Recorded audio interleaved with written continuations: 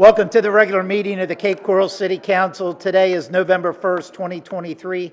This meeting now comes to order. Please stand for the invocation by Council Member Shepherd. I'd like to read something from the Bible, Psalm 18:2. The Lord is my rock and my fortress and my deliverer, my God, my rock in whom I take refuge, my shield and the honor of my salvation, my stronghold. Heavenly Father, thank you for protecting our city and our first responders. I ask at this time that you give strength and wisdom to our leaders of our country, our state, and our city. Thank you in Jesus' name. Amen. Amen. You can have a seat. Before we begin today's council meeting in advance of the Veterans Day, which is Saturday, November 11th, we would like to take a moment to recognize the men and women who have served our nation. On Veterans Day, we honor our heroes. We remember their courage, their dedication, and their underlying achievements. We express profound gratitude to those who have served our country. We are privileged to know that they have unselfishly placed their lives in the line to fight for our freedoms and to protect our country. We want to say thank you for the sacrifices that not only those individuals but the families have made over the years. So could you please stand for a moment of silence for those who have given the ultimate price to our country.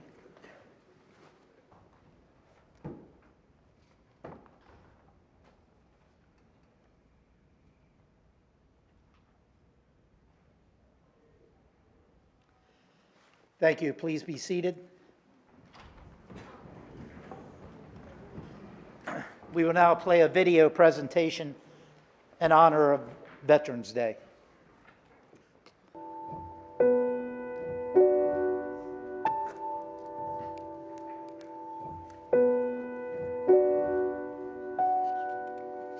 Raise your right hand and repeat after me. I state your name. Do solemnly swear. To support and defend. The Constitution of the United States. Against all enemies. Foreign and domestic. And to bear true faith. And allegiance to the same. That I will obey.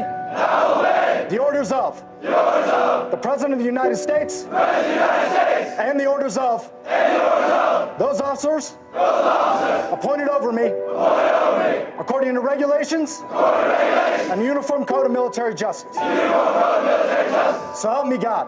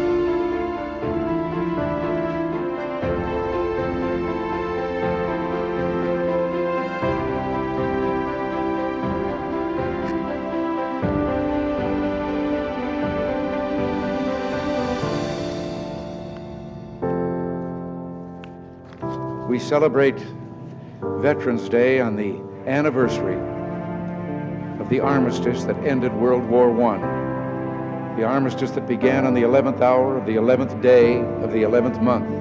The timing of this holiday is quite deliberate in terms of historical fact, but somehow it always seems quite fitting to me that this day comes deep in autumn when the colors are muted and the days seem to invite contemplation. It is, in a way, an odd thing to honor those who died in defense of our country, in defense of us, in wars far away. The imagination plays a trick.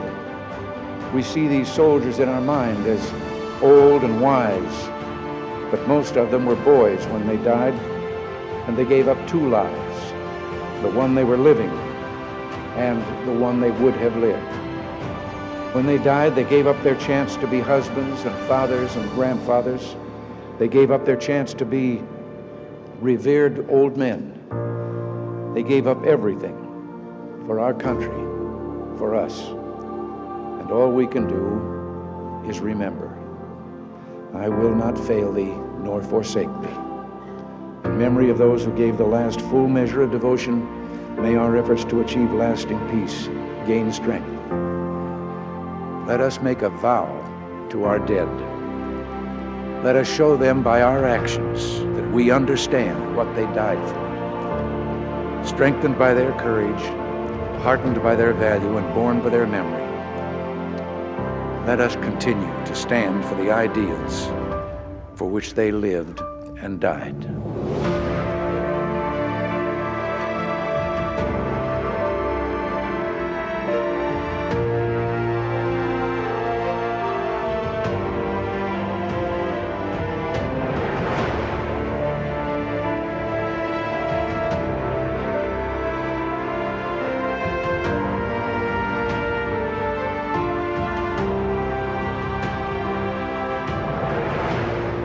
In the long history of the world, only a few generations have been granted the role of defending freedom in its hour of maximum danger. I do not shrink from this responsibility. I welcome it. I do not believe that any of us would exchange places with any other people or any other generation.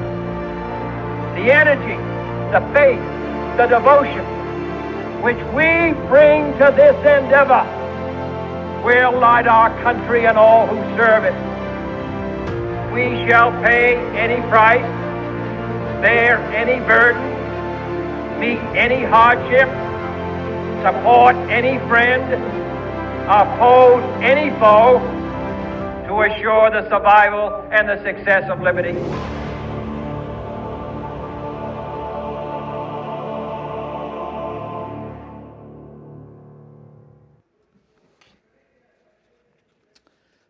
Thank you. Please remember, freedom isn't free. At this time, we would like to honor our city employees who have served in a variety of branches of the military. I direct your attention back to the video screen.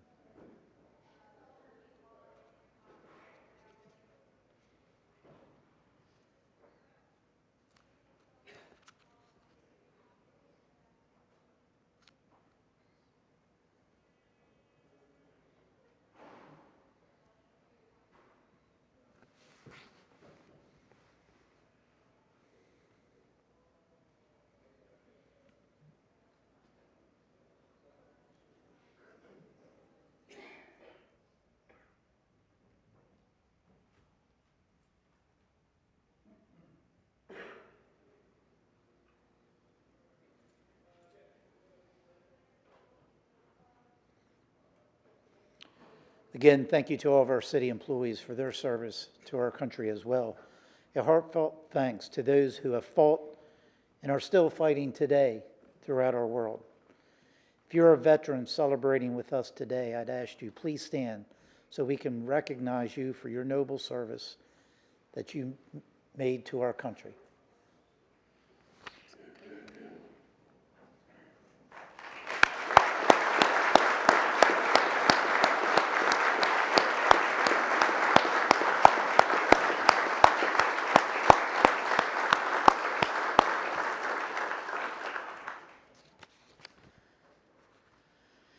If you can, I asked everyone also to please stand for the singing of the national anthem to be performed by Bailey MacArthur from Oasis High School. If you could come forward, Bailey.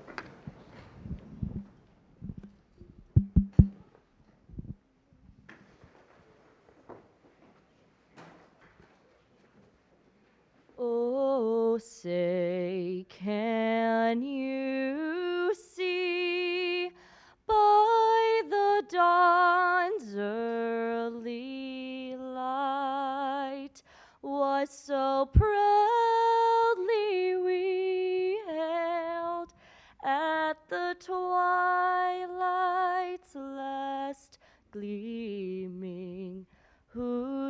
broad stripes and bright stars through the perilous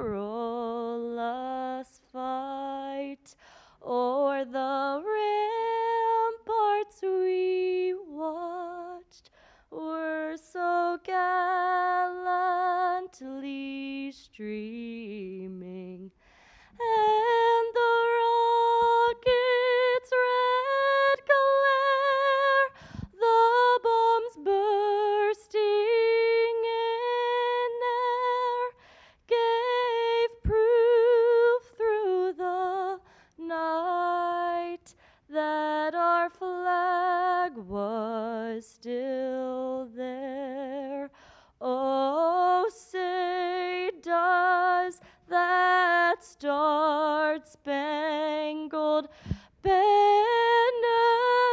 yet wave o'er the land of the free and the home of the brave.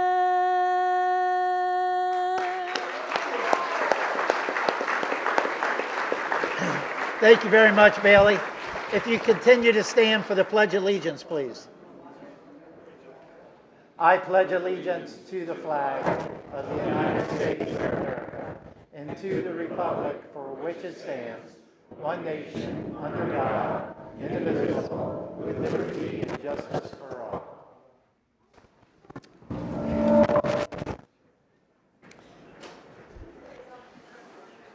And if you didn't hear me, Bailey, I just wanted to thank you again.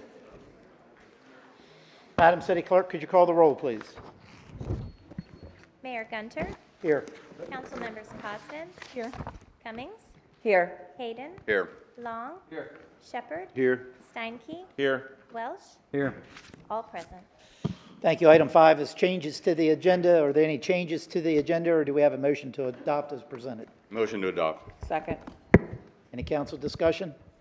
Seeing none, Madam City Clerk, please call the roll. Shepherd. Aye. Steinke. Aye. Welsh. Aye. Costin. Aye. Cummings. Aye. Gunter. Aye. Hayden. Aye. Long. Aye.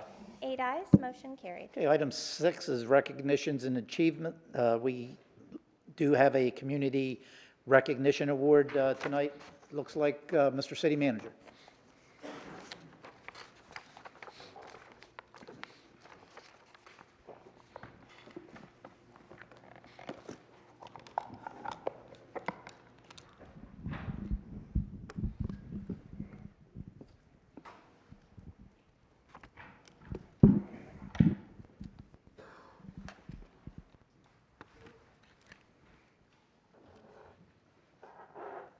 Thank you, Mr. Mayor.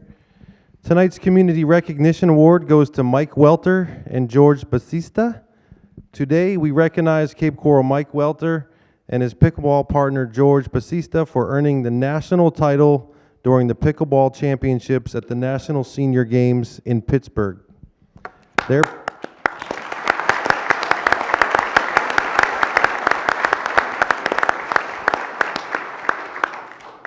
The pair played against the best of the best. All 50 states were represented at the games with over 1,500 pickleball players. They earned their title in the men's doubles age 70 to 74, 3.5 skill level division. Earlier in the season, the duo won the gold medal at the Lee County Senior Games and Minto U.S. Open Championships. And Mike achieved the national gold medal for pickleball in 2011 in Rochester, New York. After suffering a stroke in 2018, Mike was at one point unable to walk. He says 3 things helped him recover: his 30 years of military service, thank you, the support of his family and friends, and his love for the game of pickleball. Mike was later named a Humana Game Changer at the 2022 National Senior Games in Fort Lauderdale, an award given to athletes who exemplify healthy aging and provide encouragement, motivation, and inspiration for all seniors who start living healthy lifestyles. Let's give them a round of applause for their accomplishment.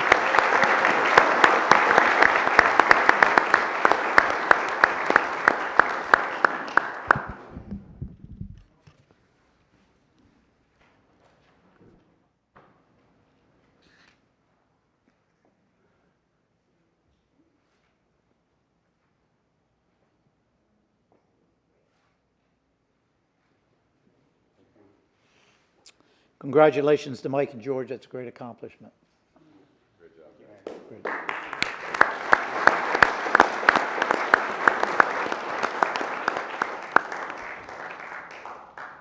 Next on the agenda is item 7, approval of the minutes. Do we have a motion to approve the minutes from a regular meeting of October 18, 2023? Motion to approve. Second. All in favor, say aye. Aye. Any opposed? Motion carries. Item 8 on the agenda is citizens' input. Citizens' input is a maximum of 60 minutes. It's set for the citizens on matters concerning city government, 3 minutes per individual. Please remember to state your name for the record. We'll use the podium to my left, your right. Come on up.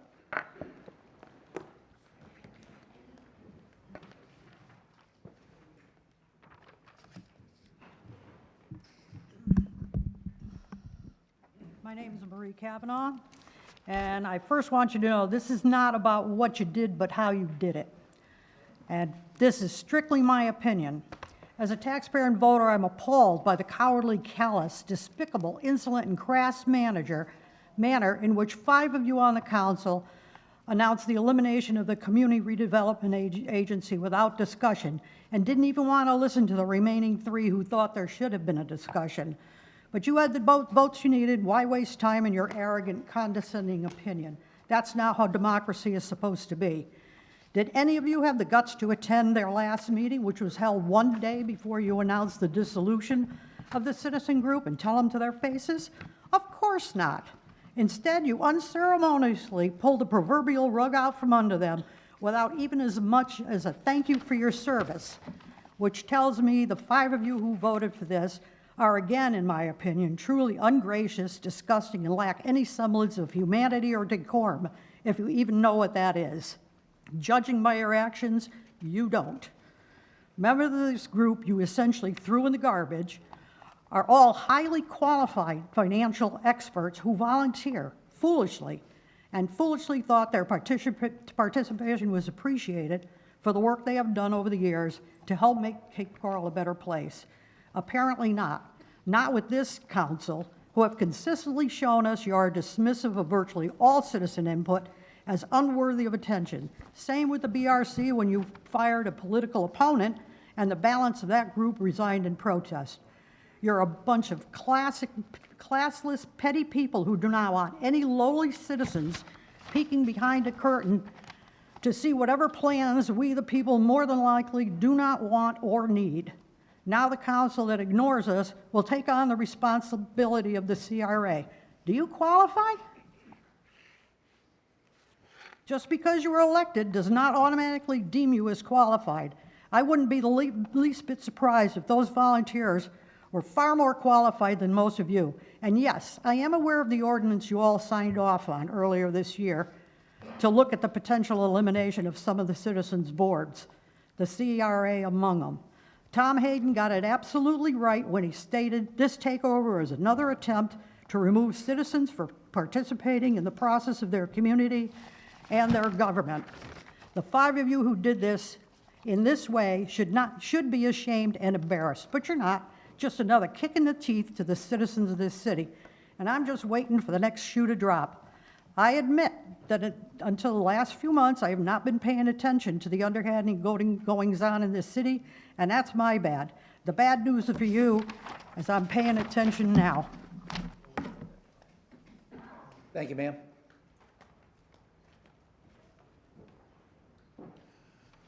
Good afternoon, Mayor and Council. My name is George Starner. I'm an 18-year resident of Cape Coral.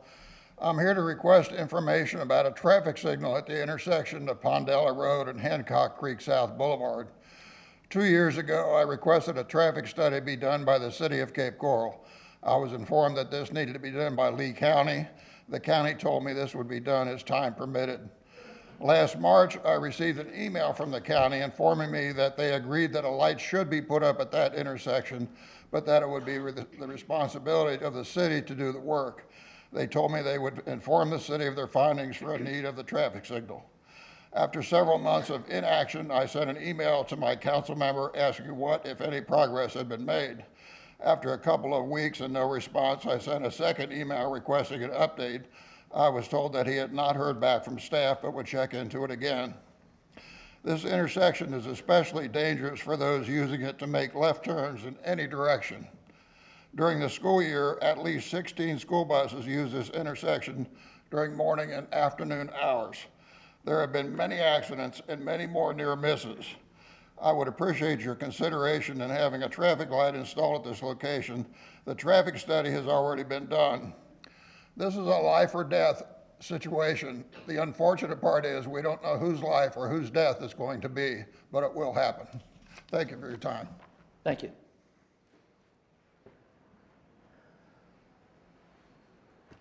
Mr. Mayor, Council, David Jimenez, President, IUPAC Local 2301.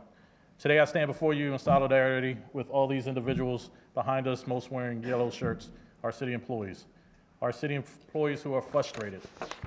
They're frustrated. We're bringing in laborers at a step 4, and then due to us getting raises on the 14th, instantly went to a step 5. When we looked at the numbers, we have 933 employees who are in the bargaining unit. Those laborers and steps now pass or equal to 42% of our bargaining unit staff. So whenever those individuals promote, they will be equal to or above some individuals who've been here for 5, 6 years, devaluing their job experience that they have worked here in the city or that they have come in with. On top of that, the frustration comes from the city making moves for non-bargaining. The city said, hey, non-bargaining based off the market deserves an extra 3% range adjustment. Okay, I get that. But how come bargaining isn't looked at to make the same range adjustments? On top of that, we're told insurance for dependents is going up 3.2%. So the frustration is building and building. I'm not just gonna come up here and not have solutions. So how do we fix this? How do we fix bringing laborers in at such a high rate? The true answer is to move everyone to their step based off years of service. If we can't do that, maybe a 3.25% range adjustment. Or, as I'm sure some will think, we wait for the next contract. The issue with that is we are losing employees right now because of bringing laborers in at a 7. UCD alone had, when those laborers came in, jumped 7 individuals who have been here a year or more. We can't, we're becoming a training ground. So I respectfully request that council looks at doing something to fix these ranges, because if we wait for the next negotiation range or range adjustments, we're gonna lose qualified individuals just to bring entry-level people into the door. Thank you for your time, Mayor, Council. Have a great night. Thank you.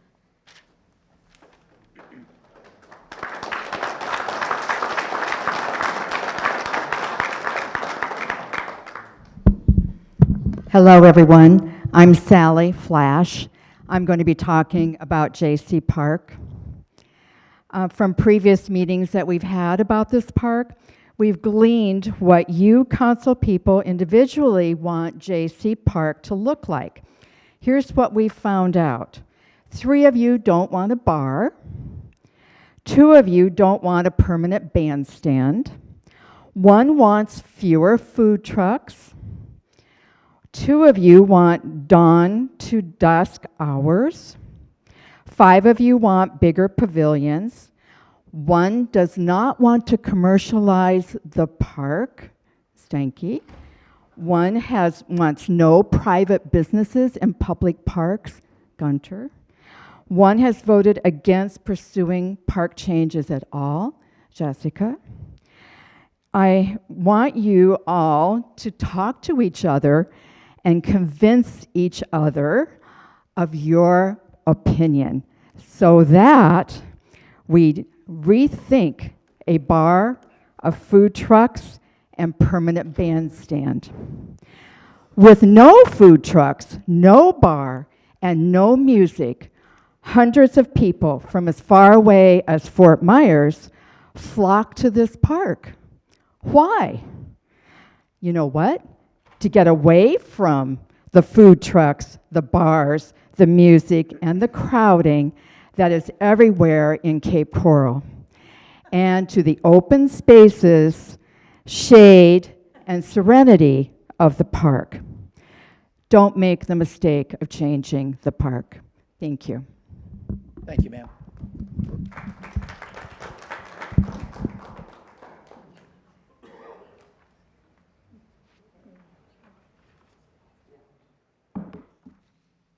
Mr. Mayor and council members, my name is John Silver. I'm a longtime resident of Cape Coral, having lived on the river near the yacht club for 24 years, then in a condo across from J.C. Park, and now a 3-year resident of Beach Parkway. I love J.C. Park. It's a haven of serenity, a great place to walk, picnic, attend social gatherings, or just sit under the pines on the shoreline and soak up the peacefulness. On days there are planned events that gets pretty congested on the park and along 20th Place, and the traffic tends to go gridlock on Beach Parkway. We either have to stay home or get out of the neighborhood for the duration of larger events.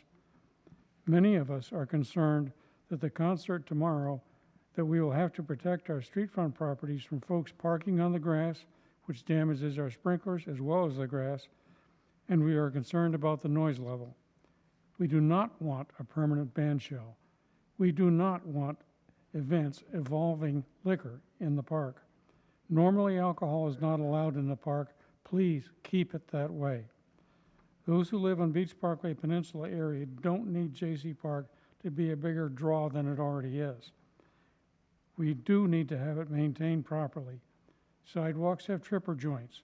Pull-off parking along the shore needs repaving. The landscaping needs attention. The drinking fountains don't work.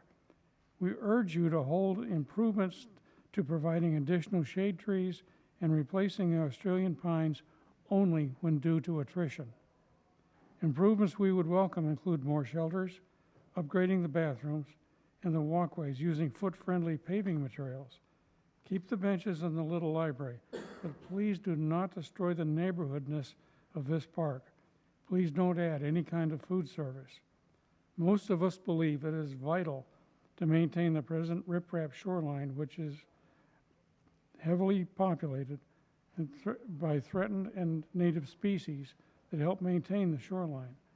It's home to many land and aquatic creatures, including a mother and calf manatee who have been spotted in the last several days. Riprap is an ideal shoreline which has proven itself through many major storms. It withstands continual boat wakes and does not bounce waves back into the channel the way the seawalls do. Do not add boat slips and docks. That channel is tricky enough as it is. Thank you for your time. Thank you, sir. Kathleen Lopez, Beach Parkway. The Cape Coral residents who love J.C. Park have been trying to save it from destruction from this council's from the first input meeting in May, 6 to 12 months after you had secretly started devising this destructive plan. We feel like David fighting against Goliath. Vote no on Resolution 313-23. The council claims they are enhancing our park, but in reality, you are destroying all the natural, accessible areas of our park. Several walkers are already talking about moving because of the destruction of J.C. Park. Is it your intention to get all of us to move out? At 7 this morning, North Fort Myers senior students chose J.C. Park as their place to celebrate Senior Sunrise Day. Between 40 and 50 students sat along the shoreline, some dangling their feet in the water, peacefully sitting and waiting for one of J.C. Park's glorious sunrises. This is the next generation that you are taking their green space away. My family visited last week from Alaska. We walked J.C. Park each morning and returned to the park each afternoon so my grandson could play on the playgrounds. We had no trouble with the sun and a delightful breeze off the water. You say this destruction is for the good of all residents of Cape Coral. Well, where are they? You have been telling us since May that we want our beautiful scenic park left alone. There has been good news coverage, so anyone who wanted to speak in favor of what you want to do to our park had plenty of time to step forward. One person since May has come forward wanting your plan. Everyone else has come forward against it. It's time you listen to us. We have been there at every meeting asking you to stop this project, not waste the city of Cape Coral's tax dollars, and you tell us we don't count. Do you remember Abraham Lincoln's quote? That this nation under God shall have a new birth of freedom, and the government of the people, by the people, and for the people shall not perish from this earth. The purpose of public input is so that you hear and respond to our needs, not your own. We are the people you are supposed to represent. We are here every meeting, and no one is in favor of this project. Vote no on Resolution 313-23. Thank you. Thank you, ma'am. Please try to hold your applause. Hello. My name is Ingrid, and I have a property that's going to be affected by... Make sure you talk into the mic, ma'am, so we can hear you. My name is Ingrid, and... Ingrid, we'll have public input on this matter a little later in the meeting. Oh, okay. Thank God. No problem. You're out of here. Hello, Steve Pasquale. I live at the Anchorage condos down there off Beach Parkway, Southeast 19th Avenue on the Pentagon Canal.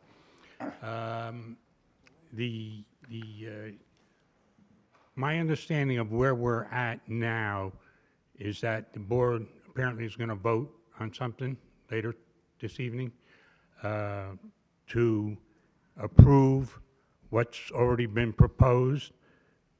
What's been proposed? Computer graphics, renderings,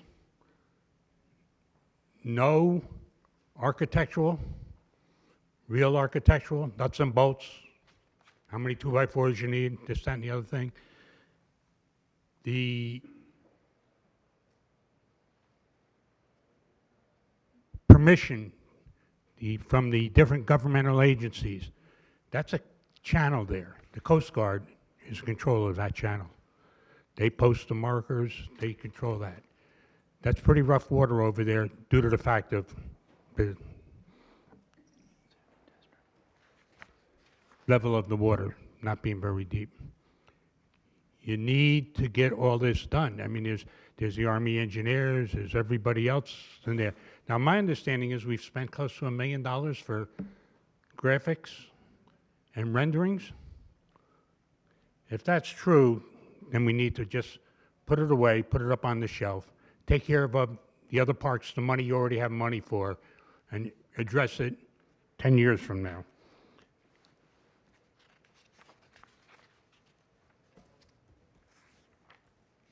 There was apparently an inquiry regarding our group. We're not very organized, we're just a bunch of people who live down there. That the police department might need extra police down there for this event that's going on this week, your music event. We're not Antifa. You know, we're not out there to bust heads and do things like that. What we want is a quiet, peaceful park for the children and the adults. I'm going to address the elephant in the room. 2 weeks ago or so, whenever it was, when we had the incident where one of our citizens was forcibly removed from the meeting, he did nothing wrong. He turned his back, and he's turned his back on the whole board. And let me tell you, if you're going to be a politician, you better get a thick skin. You know, in my opinion, and a lot of opinions, that was a big overreaction to nothing. That was a nothing burger. He turned his back. In New York City, when 30,000 cops turned their backs on the mayor because of the defunding of the police. Thank you, sir. He was smart enough to shut up about it. Thank you, sir.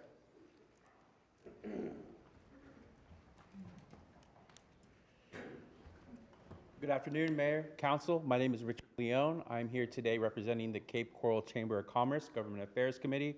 We just wanted to, again, continue to thank you for your support and meeting with us quarterly trying to let our members know what your positions and policies are throughout the city of Cape Coral. Thank you. Thank you.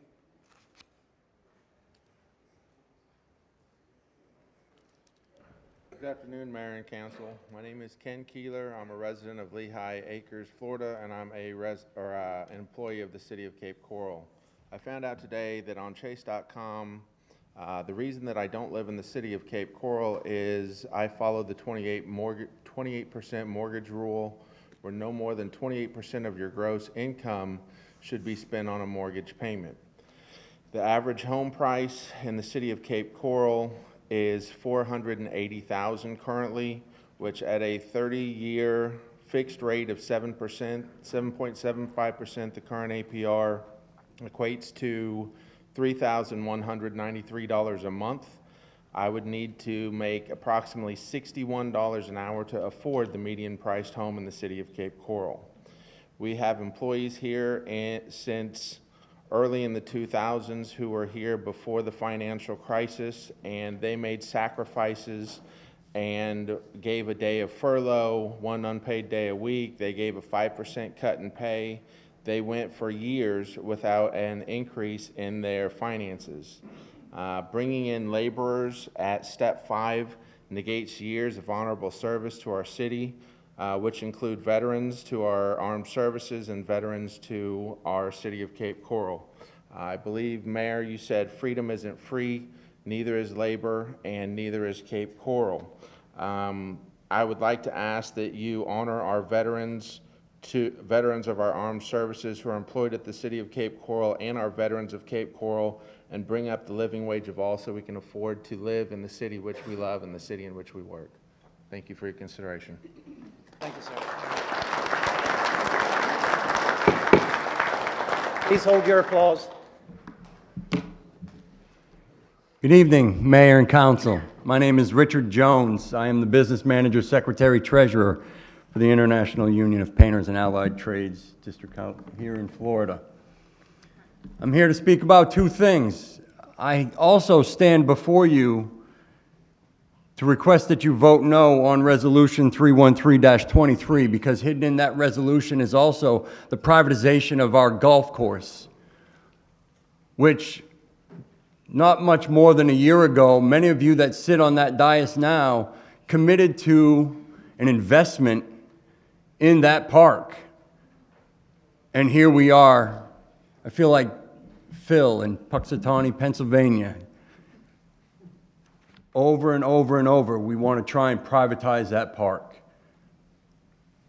No commitment of an investment into that park was made by anybody here. All we did was act like a child that wants something and just keeps asking and asking and asking until they get what they want. Secondly, we want to talk about the laborers. You know, my brother before me spoke about 42% of the working people here in the city are at step 5 or lower. We've been here for almost 2 years now telling you that the starting wages aren't where they need to be. We're behind the curve. Your answer to us was, and we appreciate the increase last year, but the study. The study is going to be the fix-all. That's what's going to tell us where we need to pay our employees, what our wage ranges need to be. We don't need a study. Management just told us we're 10% below the market. 2, there are many business owners on a dais. I ask you, how many of you start an employee's wages at more than the employees you have, and those people you're bringing on board have less experience? You wouldn't do it. As business owners, you would find a way to pay a wage that is competitive in the market. And we watch you increase the non-bargaining without the study. We're waiting on documentation through a formal public records request that supported that increase in that wage adjustment. So a good start is to give us the range adjustment equal to what you did the non-bargaining, and then get us the rest of the way to the 10% that management has already defined that we're behind the market. Thank you. Thank you.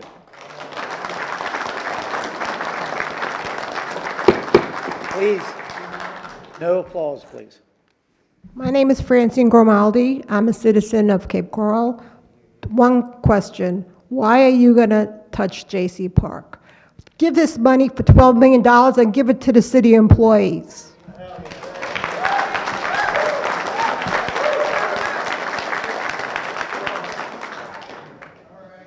I've asked 3 times nicely, no applause. I'm going to ask one last time. Good, sir. Evening, Council. My name is Bob Metcalf. I've been a resident of City Cape Coral for about 49 years now. And I work for the city, and I'm a veteran.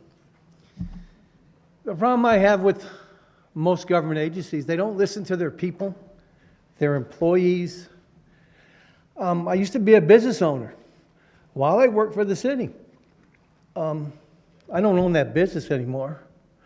Can't afford, I have a hard time living here, and I've been here 49 years. I've got family. Most of them have died off here, parents, children. But I don't think the city council, this city council, because I've been through many councils and many mayors, are listening to their people or their employees. Yeah, we can't have everything we want. But at 17, I went to serve my country because it gives you the right to do what you want to do. But when you sit there and don't listen to the people who put you in those seats, acts like you don't care. The morale at the city is very low. I get ready to retire soon. So what you're going to do is you're going to do what you want. But you need to listen to these fine folks. A lot of these people can't afford to live here. They can't afford to pay rent because you don't pay them enough. I had another job before I came to the city. So I collect a retirement when I hit 60. Some of these people don't. They're going to have to work till they're 70, 80 years old and hope Social Security pays them. You know, think. You people have worked.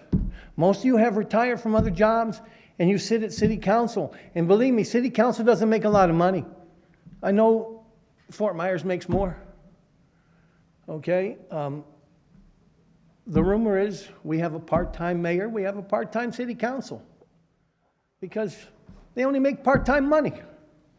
You have part-time employees that work full-time. They got a raise, and you took 3/4 of it to pay for insurance.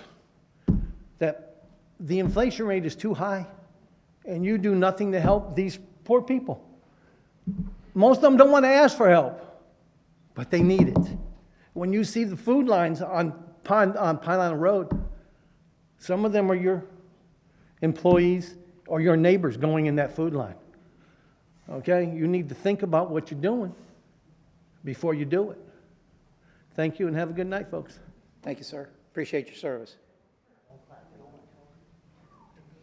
Anyone else wishing to speak during citizens' input? Seeing none, citizens' input is now closed. I'll open up for any council discussion on citizens' input. Councilmember Cummings. Yes, thank you for all of you coming out today to express your feelings. I am in agreement, and I understand it's very hard and difficult today. The inflation, I feel the same way. I feel like it just keeps getting worse and worse and worse. We feel like we just can't catch a break. If it's not the food, the gas, it's insurance, auto insurance, home insurance. And I totally understand, trust me. I understand that you're looking for a 3.25% increase, so you go across the board. So you're all equal at 6.25. I also understand we have lost some men and women to Fort Myers and some other places. And I also understand we are short-staffed and we're having a hard time filling these positions. So I would like to ask our mayor if it is okay if we can talk about this during a COW meeting next week and have an open discussion amongst all of us. I believe, Mr. City Manager, correct me if I'm wrong, next week's COW meeting, don't we have a discussion already on the agenda for the salary compensation study. Is that next week? Yep. So that's already on the agenda that I approved today, so that will be a topic of discussion. Perfect. Next week in our committee. Thank you. So hopefully that will help everybody, so we can discuss it, and then hopefully we can take care of many people's needs. So, thank you. Councilmember Cosden. Thank you, Mayor. Yeah, I wanted to ask Mr. City Manager about the traffic light at Pondella and Hancock Creek South. I wasn't aware of that issue. Do you have any update you can give us? Yes, I do. So we had initiated contact with Lee County, I believe it was 18 months ago or thereabouts, regarding what we were looking at regarding crash data in the city. And the county did confirm that intersection met signal warrants. As Pondella is a county road and Cape Coral 25th on the south and Hancock Creek on the north is a city road, and the traffic in and out of Pondella was to and from the city, the county indicated that they would be willing to put up the signal as long as the city would be willing to pay a 100% for the signal. At the time, administration did not believe that the city should be paying for 100% of the signal. I have not been involved in any discussions since then, and that's been since I've taken this position 7 or 8 months. I can circle back with Public Works and see what, if any, further progressions there have been made on that, and get back with you all, provide an answer to the full council. Please do. Thank you. Councilmember Shepherd. Yeah, I just want to thank everyone for coming out, and I want to let you know that I listen, and I understand what everybody's going through, and I'm going to work diligently on seeing what we can do. I mean, as a community, you guys are all important, not just the city workers, but the other citizens that came forward as well. So I hear you loud and clear. Thank you. Yeah, I also want to thank everyone. We'll start with the employees for coming out today. As we all know, staff wanted to do a salary compensation study. That study has been completed. I know staff has it. I will tell you, council has not seen it yet. We should have it hopefully by the end of the week. That will give us the opportunity to review the data that's in that particular study and have an informed discussion next week at our committee of the whole. So I appreciate you coming out tonight. We hear you. We understand how the economy is right now, how inflation is. So we'll take a look at this study. I'm kind of eager to see what it tells us. So we will have that discussion next week. And as a collective body, the council will have input, and I'm sure we'll come up with a direction collectively that we want to go in. As far as all the other individuals that came out, if staff could get with Mr. Starner with that traffic signal, that's the same one that Councilmember Cosden, maybe make sure he has the updated information regarding that. Young lady that spoke about the CRA board. There is an introduction tonight with Ordinance 94-23. The opportunity to speak with these ordinances, of course, is here and now. The committee of the wholes, the regular meetings. So when you have an introduction, which is tonight on that particular ordinance, that opportunity was tonight. It'll be next week at the COW meeting, and the following regular meeting that will be scheduled as well. And then council will have a discussion and a vote in 2 weeks on that particular topic. And that's all I have. Seeing no other discussion, we'll move on from citizens' input. Move on to item 9A is the consent agenda. Before we move into the consent agenda, Mr. City Manager, I believe you have some information regarding consent agenda number 9. Is that correct? I do, Mr. Mayor. Thank you very much. In Resolution 315-23, there was a Scrivener error resulting in the Florida Department of Transportation's programming. The exact amount that should be in the resolution should be $65,283.09. So the one that was originally presented was higher than that, but FDOT had an error And so I just want to make sure when you approve the resolution, it is for 65,283.09. And that reflects the updated resolution that we received as a body. Yes, that is correct. Okay. All right, I'll now open up any consent agenda items for council to pull, or do I have a motion to approve the consent agenda? Motion to approve. Second. Is there any council discussion? Seeing none, Madam City Clerk, please call the roll. Shepherd? Aye. Steinke? Aye. Welsh? Aye.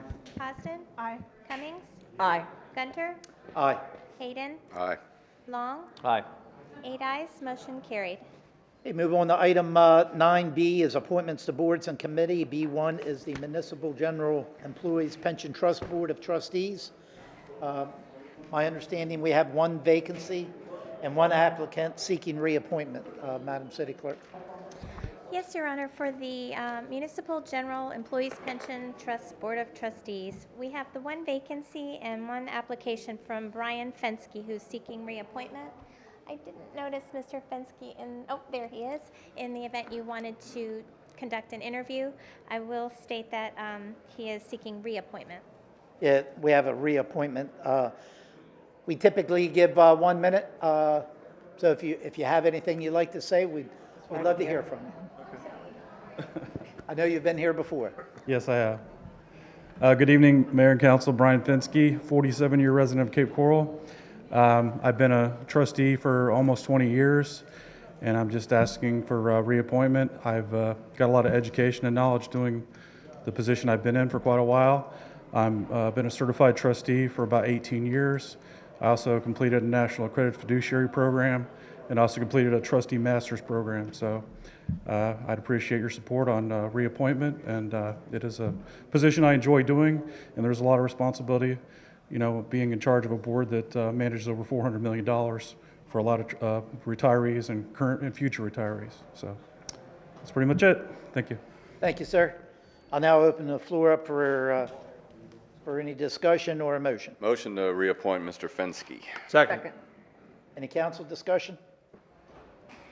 Seeing none, Madam City Clerk, please call the roll. Shepherd? Aye. Steinke? Aye. Welsh? Aye. Costin? Aye. Cummings? Aye. Gunter? Aye. Hayden? Aye. Long? Aye. 8 ayes, motion carried. Okay, item 9C is unfinished business. C1 is follow-up for items for council. We don't have anything listed. Does council have any follow-up items? Seeing none, we do not have any new business, personnel actions, petitions to council, or follow-up items from city manager or management listed. Mr. City Manager, do you have anything? I have none. Okay, item 10 is ordinances and resolution. 10A is public hearing, quasi-judicial hearings. We have Resolution 284-23. Madam City Clerk, please read the title. Resolution 284-23, a resolution providing for the vacation of plat for a portion of the Southeast 2nd Street right-of-way located adjacent to lots 1 and 2, Block 1339, and Lot 32, Block 1338, Cape Coral, Unit 18. Providing for the vacation of plat for platted easements lying in lots 1 and 2, Block 1339, Cape Coral, Unit 18. Providing for the vacation of plat for platted easements lying in Lot 32, Block 1338, Cape Coral, Unit 18, property located at 1933 Southeast 2nd Street and 204 Southeast 20th Place, providing an effective date. Mr. City Attorney. Yes, thank you, Mayor. In reference to resolution number 284-23, this is a quasi-judicial hearing pursuant to the requirements of the city's code. I would ask whether or not there has been any ex parte communications that would be disclosed at this point in time. Thank you. Any council members have any ex parte communications to provide? Seeing none, this is a quasi-judicial hearing. Anyone wishing to speak or provide testimony must be sworn in. Please raise your right hand. Do you solemnly swear or affirm to tell the whole truth and nothing but the truth? I do. Thank you. And I'll turn it over to staff. Good evening, Justin Heller, City Planner with the Cape Coral Planning Division.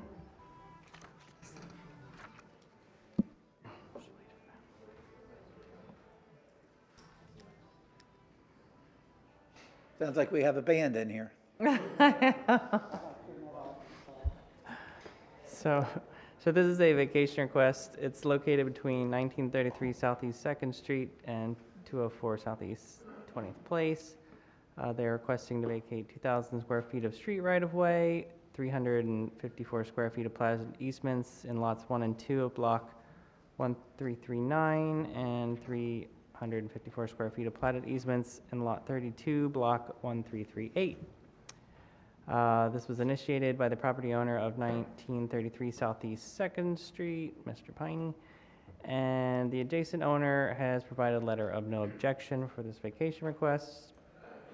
The properties are zoned single-family R1 with future land use of single-family as well. Here's the sketch showing the area to be vacated. And here's the aerial. You can see that it's the end, dead end of the 2nd Street there. So we analyze this under the standards in section 3.4.5b. We find the right-of-way to be vacated is relatively small in area and is at the end of Southeast 2nd Street. The right-of-way vacation will not eliminate any access to any property. The easements underlying that right-of-way will remain in place. The city will also retain 6-foot wide public utility and drainage easements around the perimeter of each expanded site. The owners will maintain access to their respective sites as well, and there will not be any alternate routes that will be required, and the vacation will not have any adverse impacts to the surrounding area. The vacation will also not impede the ability of vehicles to turn around and exit the area, and all 3 utility providers have signed off and provided letters of no objection. So we find that the vacation meets all our 5 standards of section 3.4.5b. The Cape Coral Planning Division recommends approval of the requested vacation with conditions, and the hearing examiner also recommends approval with the conditions outlined in the HEC's recommendation. Stand by if you have any questions. Okay, I'll now open up public hearing. Anyone wishing to speak on Resolution 284-23, please come forward. Seeing none, public hearing is now closed. Is there a motion to approve Resolution 284-23? Motion to approve. Second. Is there any council discussion? Seeing none, Madam City Clerk, please call the roll. Shepherd? Aye. Steinke? Aye. Welsh? Aye. Cosden? Aye. Cummings? Aye. Gunter? Aye. Hayden? Aye. Long? Aye. 8 ayes, motion carried. Okay, we'll move on to Ordinance 85-23. Madam City Clerk, please read the title. Ordinance 85-23, an ordinance amending the City of Cape Coral, Florida official zoning district map of all property within the limits of the City of Cape Coral by rezoning property described as all of Block 2072, Unit 31, Cape Coral subdivision, from residential multifamily low to residential multifamily medium zone. Property is located at 1322 Northeast 12th Avenue, providing severability and an effective date. City Attorney. Yes, thank you, Mayor. In reference to the specific project ordinance number 85-23, this is a quasi-judicial hearing, and as required pursuant to the city's code, this will be the opportunity for the city council to disclose any ex parte communications regarding this specific ordinance. Thank you. Any council members have any ex parte communications to provide? Seeing none, this is a quasi-judicial hearing. Anyone wishing to speak, provide testimony? Please raise your right hand. Do you solemnly swear or affirm to tell the whole truth and nothing but the truth? I do. I do. Thank you. Turn it over to staff first. Thank you, Mr. Mayor. For the record, Patrick Carlton White, Senior Planner at Cape Coral Planning Department. This is Ordinance 85-23. It is a rezoning initiated by the property owner Duplexes Resort Park LLC. It's addressed at 1322 Northeast 12th Avenue. That's all of Block 3072 in Cape Coral. It's a little over 24.5 acres in the urban service transition area. The applicant is requesting a rezoning from RML, or residential multifamily low, to RMM, or residential multifamily medium. The site, as I mentioned, it's one block. It's in Northeast Cape Coral. It's vacant.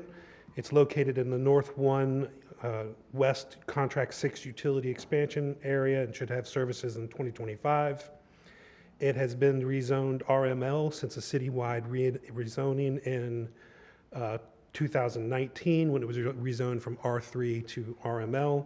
Its future land use has always been multifamily. I've depicted it on an aerial there on the left.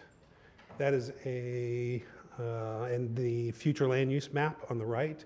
You'll notice it is a large tract in a single-family neighborhood. The current zoning map is depicted on the left, depicting the property as RML, and the proposed rezoning to RMM on the right. So when staff reviews these, there's 6 different criteria that are included within your staff report. Staff found 4 of the 6, that this project met 4 of the 6 of them, but found that 2 of them it didn't.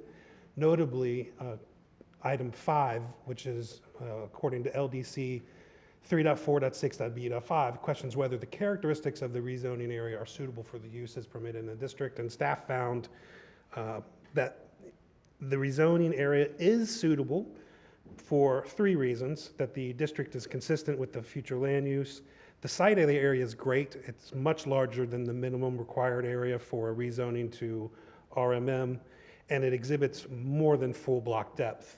But there are a number of characteristics of the property that staff found were not suitable for the proposed rezoning.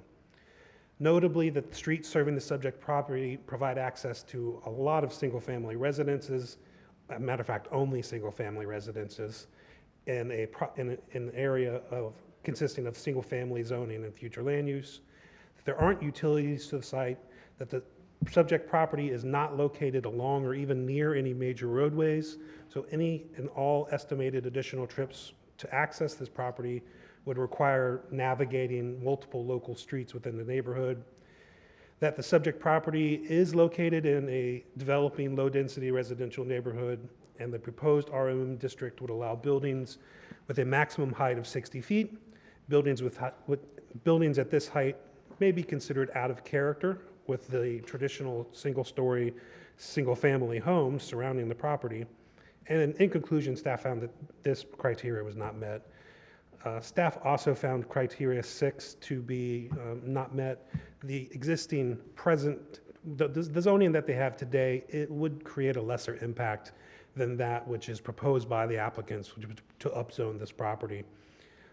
In general, staff found that it was compliant with the comprehensive plans, Chapter 4, Policy 1.15, with a housing element, and it does pursue lowering costs and maintaining quality pursuant to a housing policy. Staff does ask for city fire and police to provide input. The fire department found that one of the potential uses on the property could be an assisted living facility, which could potentially drive up calls for service. But generally found that they expected moderate impacts. The police expected minor impacts, but made special note of the limited access and the traffic patterns within this neighborhood, and how development of this property needs to circumnavigate a number of different roads. That information is on the screen before you. I won't read it all into the record, but it's also included within your staff report. In summary, staff kind of notes that while the applicant does have a couple of positive attributes, based on the location of the site, staff finds that the request would be incompatible with the surrounding area and recommends denial. The hearing examiner heard this case at September 19th, 2023, and issued a hearing examiner's report that recommended approval of the rezoning. Staff has received some public input on the case. Since the hearing examiner's hearing, I've received 2 emails and 1 written mailing. During the hearing examiner's hearing, 5 speakers were opposed, and a petition was submitted containing 57 signatures in opposition to the case. Prior to that, 5 emails and 1 call were made in opposition prior to the case. I'll stand by for any questions, and I thank you for your time. Thank you. I now open up public hearing. Anyone wishing to speak on ordinance 85-23, please come forward. Good afternoon, Mayor and Council. Joe Mazurkos, President of BJM Consulting, here on behalf of the owners of this property, Duplexes Resort Park LLC. And council members, that's what we need to talk about. This is, the owners of this property are Duplex Resort Park LLC. They came to me, these are Israeli investors working with a local contractor with the idea of building a park of duplexes on 24 acres under the existing RML. They came to me and asked me if I would help them bring that through the development process. I said, absolutely not. The last thing we need in the city of Cape Coral is more duplexes. I told them about the RMM zoning and the number of units that would afford their ability to do, although we would never meet the 25 units an acre because the land won't support that. And they said, well, let's see if we can do that. If you can't do it, we'll build a duplex park.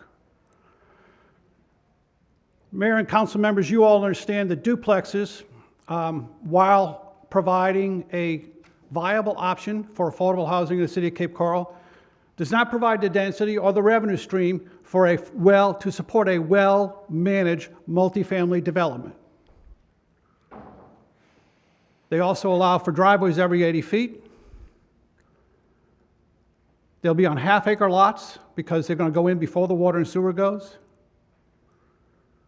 And it's going to be something that is not indicative or financially attractive to that neighborhood. I know the neighbors are concerned about it, but we are all concerned about what we don't know and don't understand. First of all, let's set the record straight with history. When this lot was originally platted, it was platted for multifamily. In 1989, when we gave it the original multifamily land use, it's because I was mayor at the time, and we did it because up in that area of the city, we did it only because it was already laid out as multifamily from the original platting of the area. This is an attractive piece of property at 24 acres. It is presently in a transition area, and it should have service by the end of 2025, which is the soonest this would be developed. We are requesting a zoning change for the entire site from the RML existing. Now remember, this isn't single family going to RML. This isn't a public park going to RML. At the public hearing, at the hearing examiner, we heard how realtors told them when they bought their house it was going to be a park across the street. Now we've heard that over and over again throughout the history of Cape Coral, but that's not pertinent information because it never was. It was a multifamily site from its inception, 16 units an acre. We're asking to bump from 16 to 25 units an acre so we can increase the density to provide the revenue stream for ongoing maintenance, for more amenities, and provide a better development in the area. This is just south of Diplomat Parkway and east of Andalusia Boulevard. At the hearing examiner, residents talked about the problems in crossing Diplomat to get to the school. As a result of this development bringing more density into the area, the necessity to do a crossing walk there may be the case. At the time of development, that may be something that the city, in its site plan review, would talk to the developer about putting in to enhance the value. Development doesn't necessarily make transportation issues worse if the improvements are put in at the time of the development of the new project. That can be done with this additional zoning because there'll be enough density to support the investment necessary. Let's talk about the 6 points that staff talked about that have to be seen as consistent to look at the rezoning. The proposed rezoning is consistent with the comprehensive plan and the underlying land use of multifamily, and the site does meet the 1 acre minimum requirement necessary to support the RMM. Matter of fact, when the 2019 ordinance came through rezoning the city, and the first one that actually considered RMM zoning, staff's initial recommendation for this site was RMM. I'm going to repeat that. Staff's initial recommendation for this site was RMM, 25 units an acre. Only after City Council came back, and I believe rightly so, said, listen, we want to look at these one at a time. We don't want to broadly go over the whole city and do RMM. Did they go ahead and change at the direction of City Council, but left it RML. But staff's original professional planning position on this site was RMM. I believe that's one of the most important things and why the hearing examiner supported this rezoning.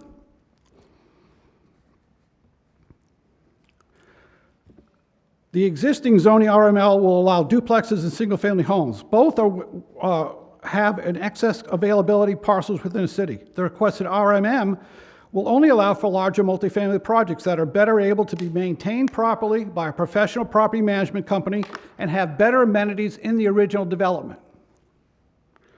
So it meets that requirement. The full range of multifamily uses allowed in RMM zoning are consistent and compatible with the surrounding existing developments. Any place you consider RMM in Cape Coral will be surrounded by single family. Everything in the city of Cape Coral is surrounded by single family zoning. You have to look at the location, the ability to, and the size of the property, the ability to buffer from the adjoining multifamily, because RMM zoning requires greater setbacks than the RML zoning.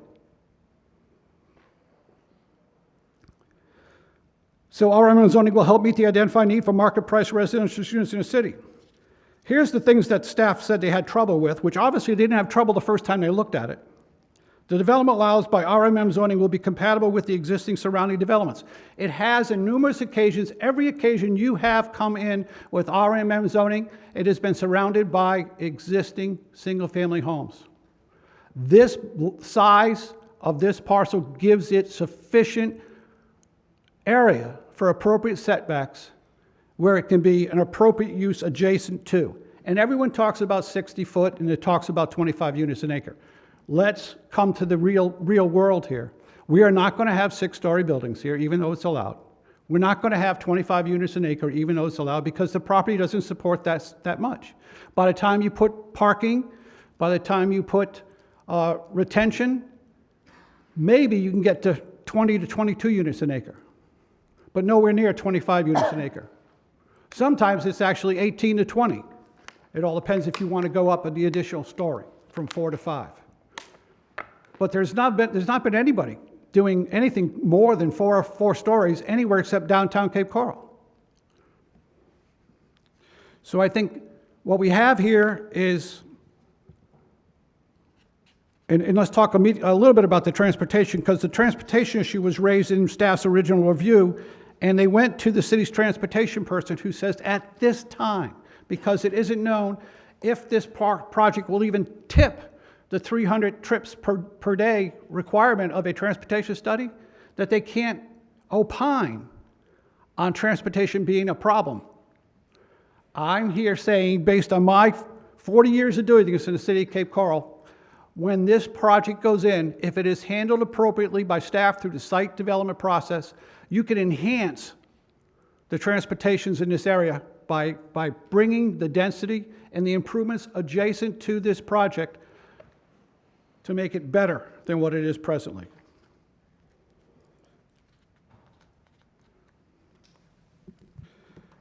We talked about at the hearing examiner, and they talked about in the letters that were sent in, they talked about decreasing their value of their properties as it is today. I am here to present to you under oath that in the history of City of Cape Coral, a good multifamily residential with good amenities and beautifully landscaped and designed and maintained properly enhances the value of the properties around it. In the places where it exists now, that is the fact. There has been no reduction in the value of those properties.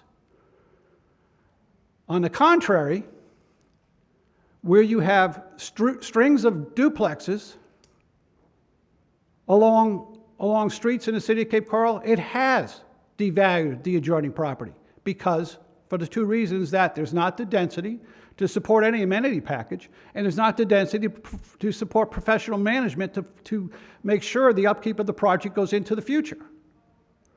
So you can do two things with this project.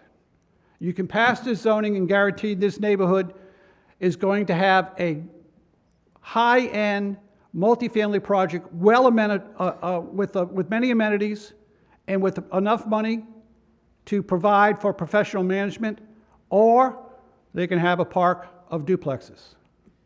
That's your choice. We respectfully request that you approve the rezoning as requested by the ordinance. Thank you. Thank you. Anyone else? Anyone else wishing to speak on ordinance 85-23, please come forward. Good evening. My name is Jean Hayden Phillips. I live on Northeast 13th Street, across the street from this parcel. I respect Mr. Mazurkowitz as a former mayor. Also as part of BJM, though, I do hope that this is not going to influence the board, as they've all been members of the Chamber of Commerce for quite some time. At this time, the property in question is being used as a staging area for the water and sewer project. I don't know if their over $2 million assessment is why they need to change the ordinance and make it a bigger property or not. I don't know if they're getting paid or if they're getting a break on their assessments being used as a staging area. Wildlife. Right now, there's only a few burrowing burrows left. I worry about when it's time. He's talking about 2025, so we can't even say what will happen in 2 years.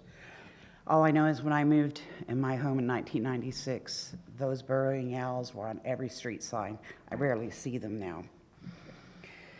The other thing that concerns me is no renderings to show us what, we just have to take their word. Oh, we're not going to put a 60-story building because we have to do this, we have to do that, and other stuff has to go in there.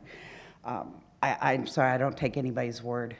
I want to see pictures of it. I want to see what you're asking me to not oppose living across the street from me. I don't care about the amenities. The amenities have nothing to do with me. I'm not going to be using a swimming pool or shuffleboard or whatever else that's in there. The amenities are going to be for the people who buy into it or rent there. I do understand we need more residential buildings. As I stated at the last hearing, I have a son living on my couch, 28 years old, because he couldn't afford his rent anymore. So I really do, but I don't see it going to be anything affordable here. I don't see where we don't have the need for duplexes. Just in the past 5 years, Cultural Boulevard has been covered in them, and they're all full. They're building them on Diplomat right now. As soon as they're built, as soon as they get their COs, they're full. I don't have a problem with a bunch of duplexes around me. They want to keep it a nice little gated community. If it's, you can make a nice little duplex community with 2 entrances. Better yet, you want to make it look nice, make it a 2-story townhome community. I don't have a problem with that. There are a few 2-story houses in our neighborhoods. I could be wrong, but I believe my district person there, Jessica, if you live in the same area as I do, you will see a difference in the traffic. Northeast 9th Street will be one of those streets that will be affected by traffic when this does happen. The parcel is surrounded by single-family homes on all sides, no sidewalks, not many streetlights at all. People walk their pets on these roads, their children play close to the road, they ride their bikes in the road because there's no traffic on those who live in that square, because nobody comes there unless they live there or they're delivering a package. It's a 32-minute walk to Linear Park. Wouldn't sound like it if you know where Linear Park is from our neighborhood, but it's a 32-minute walk, and you've got to cross 6 lanes of Del Prado to take your children there. To get in and out of that area, it's like a zigzag, left, right, left, right, left. These roads were paved back in 96, 97 with very little homes in the area. They are full of potholes. You may have a 25-mile-an-hour speed limit. You're going to go 15 if you don't want to mess up your suspension. Is the city going to guarantee funds to keep those roads a decent when we start bringing in however many more people than they have now? Right now, traffic's not bad. Diplomat Parkway, he wants to mention crosswalks. There's already 2 crosswalks. There used to be 1. They have now made 2 on Diplomat, 1 at Diplomat and Northeast 13th, And I forget the street, it might be, maybe you don't have the map up there. There's another one closer to Andalusia. So there are now 2 crosswalks. You still have the same traffic problems getting onto Diplomat during school hours in the morning and the afternoon. Plus, you've got the east-west traffic now on Diplomat that's starting to outgrow that road. So it's very difficult if you want to make a left. You want to get a right, I don't have too much trouble making a right. If I want to make a left, I'm sitting. Most of these streets are going to be residential streets to get out of that neighborhood. Their Northeast 13th Avenue is a residential street, but it cuts between Diplomat and Pine Island Road. They speed through there like a raceway, and that's residential. How many more are we gonna have coming through there? Something needs to be done as far as, with the school zones and everything else. You can take some other residential streets to get to a street light. You're gonna sit through 3 light changes at Andalusia, depending on time of day. 1 or 2 light changes at Diplomat, at Del Prado, if you're going towards North Fort Myers. The proposed RMM district will allow the buildings up to 60 feet. And again, I don't want to be surrounded by, a whole wall. I think huge apartment buildings are going to look like a big wart around a bunch of little houses. I don't mind 2-story buildings. We've got a few 2-story houses. But as a parent of adult children and adult nieces and nephews, again, I understand the need for housings, and I would hope that our council would not approve this without some actual guarantees, some renderings, something showing what they really want to put there. And again, please don't be taken in by the amenities. Amenities have nothing to do with those of us around it. We're not using them. We're not going to get to use them. I don't care. I don't care about my property value, to be honest with you, because I'm not leaving that house until I'm dead, my husband's dead. And if my kids don't get any money for the house, that's their problem. Okay? But I worry about if he wants to say it's going to give you great value to your home. Great. I'm on Social Security, I'm disabled. My husband is retired Social Security. I can't afford a bunch of big tax bills. I just got this year's tax bill. I sure don't want to see it, up to the 2000s. I was lucky enough to buy back before there were any homes there, and I paid $50,000 for a house. I don't know how people afford those houses now, but I can't see, them affording the bigger tax bills if it's really going to improve our property taxes as much as they're saying. I thank you for your time, and I just ask you to please think about it before you just let it happen, because, some very well-known people are asking for it. Thank you, ma'am. Anyone else wishing to speak? My please? turn. Yes, ma'am. My name is Ingrid, and I live on 13th Street, too. And I just wanted to show you on the map where, they cut this off because this is part of the canal. The canal surrounds the entire neighborhood. There are only 2 ways in and out of this neighborhood. And the traffic is like a speedway right here on Diplomat. This is Pine Island Road. These are the zigzags that this woman was telling you about. These streets are very short. There is no possible way that you're going to have a lot of traffic in and out of these. It's not going to happen. That's all I have to say. Thank you, ma'am.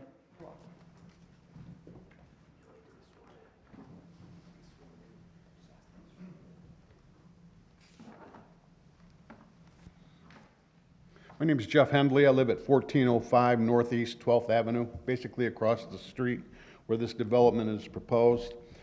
You've heard the logical reasons why we believe it shouldn't be approved. Just basically just the traffic and the Madam methods. City Clerk, could you make sure you swear in this particular individual? He didn't get sworn in, I don't believe. I'm sorry? I'm going to swear you in, sir. If you could please raise your right hand. Do you solemnly swear or affirm to tell the whole truth and nothing but the truth? I do.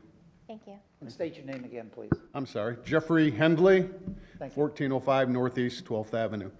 Basically, you've heard the reasons. It's really the traffic. This is a single-family residential neighborhood with a lot of kids, single-story homes. And I get where the developer's coming from. I mean, if I bought 24 acres, I'd want to get the most density per square foot as I could. But it just doesn't fit in that plat, in that neighborhood. It just doesn't fit. And I'm just going to appeal to you on a personal basis that if someone came up to you and proposed to put a 3, 4, 5-story apartment building in your neighborhood across the street from your home, would you approve it? I mean, it's just something that in a residential neighborhood, I don't think it should be acceptable. And I think you really need to look internally and think, would I approve this if it was across the street from my home? I don't think so. Thanks for your time. Thank you, sir. Anyone else wishing to speak on ordinance 85-23? Seeing none, public hearing is now closed. Do we have a motion for ordinance 85-23? Motion to deny? Second. Okay, and I'll open up for any council discussion. Before I do that, Mr. City Attorney. And just for clarification, the motion to deny is based upon the information that's contained in the staff report and as articulated by the individuals that have spoken today in support of that denial? Yes. Okay. Councilmember Walsh. Yeah, my question is with the RML zoning that's on it right now. They could, instead of potentially developing this as duplex row, as the former mayor said, they could put 2-story townhomes here in that, with that district, Yes. correct? So they could have something that would be like a 2-story condominium where it would be something nice and still could provide amenities and just not go that full 4 stories and have that medium density district, correct? That's correct. They could also build a multifamily project up to 16 units an acre. Okay. So for that reason, knowing that, I believe that's really what the city is lacking are multifamily like that, smart multifamily. We've all seen so many duplexes pop up because it's easy. And the reason why duplexes are easy is because a lot of these multifamily lots are only 2-lot or 3-lot sites. So that's all that fits on there for multifamily. But this is, for me, this is a large parcel that's already assembled and it's owned by one owner. I think their best use personally would be to put a larger project like a townhome or things like that in this, because they're not worrying about assembling 6 or 8 lots in order to put a building of that size. So for me personally, I'm going to deny going to medium because I do believe 4 stories is too tall. And that could probably get that same effect with 2 stories. Thank you. Councilmember Steinke. Thank you, Mayor. I just have a couple questions, and I'm sure there's several people in the room who can help clarify and answer them. One is, I did a little research, and I think I found the right grid that would tell me, but the current zoning, I believe it indicated that RML, you can build to 50 feet. Is that true? True. So the RMM really is only adding 10 feet. And the height of the building. Height-wise, yes. Height-wise. So a big difference then becomes the fact that we would go from 16 units per acre to 25 units per acre. And assuming in a 24 plus acre site, only a certain amount of that acreage could actually be buildings. You got to have parking lot, you got to have ingress, egress, and whatnot. So certainly as we consider 16 or 25 units per acre, we're not talking about those 16 or 25 units per acre across 24 acres because only a certain amount of it would be buildable. Or does the parking area and ingress egress do not detract from the number of units that could be put on that overall parcel? No, they wouldn't detract from the amount. So we would take the full size of the parcel, 24.67 acres times 25. Okay, so it would seem then that since the building could only be built on a smaller postage stamp, that the units inside would have to be relatively small to accomplish that number of units per acre. Well, once the developer, hypothetically, should this be denied, or if it was denied, then we would freeze that percentage at 16 units an acre. Or if it was approved, then it would be upgraded to 25 units per acre. And how the developer locates that or stacks those units on top of each other or organizes them centrally or on the periphery of the site is up to them, provided that they meet the Cape Coral Land Development Code. Right, so no matter how high the building got, you could still only have 16 units per acre at its current, or 25 units per acre, regardless of how tall the building went, you could still only have that many units. That's right. Yeah. So, because one of the comments that I read in some of the letters that were sent in for us to consider was the concern over Sunset's view and whatnot. But I think the fact of the matter is we're really only talking about a 10-foot difference in what could be built there. It's not a comparison between a duplex or a 60-foot structure. I'm afraid Because nothing's been submitted to be built yet. So really what we should be talking about is the potential of what could be built there. And right now the potential is a 50-foot structure. I would and agree. we're talking about moving it to a 60-foot structure. Is that right? That is true. There is the unknown of what the developer would ultimately propose there. It could be, as the applicant has indicated, a neighborhood of duplexes. It could be a multifamily building of 16 units an acre. It could be a group of townhomes. At this point in the game, staff just does not know. Okay, thank you. Thank you. Councilmember Cosden. Thank you, Mayor. I made the motion for denial because I agree with staff's recommendation. I live right around the corner from this property, and I've been there before. I had an issue. It was a site for the debris after the hurricane. So I saw the site then. It's really big, and it's in the middle of a bunch of single-family homes, which you can see in front of us.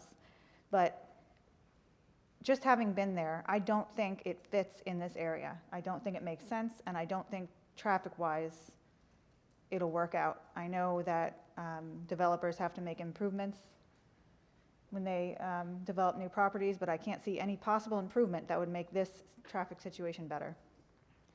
So I just don't think this is the right fit. I'm all about multifamily, but I don't think this is the right place for more. Thank you.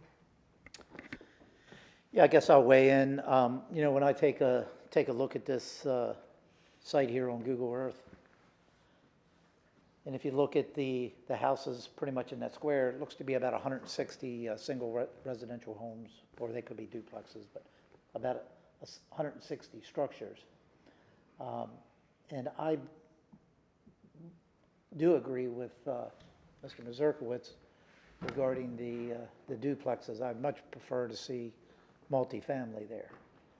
The issue that I have is if you look at the access to that larger square, you basically have one road to the north and one road to the south.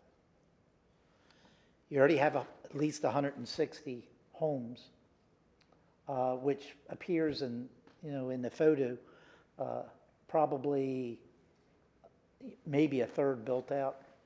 I'm sorry, about half built out. So there's still a lot of vacant property there. And then if you look at the 24 acres at 16 units per acre, that's 384 units, and 600 units at the 25 units per acre. So that's a lot of density in that small area with only 2 roads for access. So for me, I will support the denial.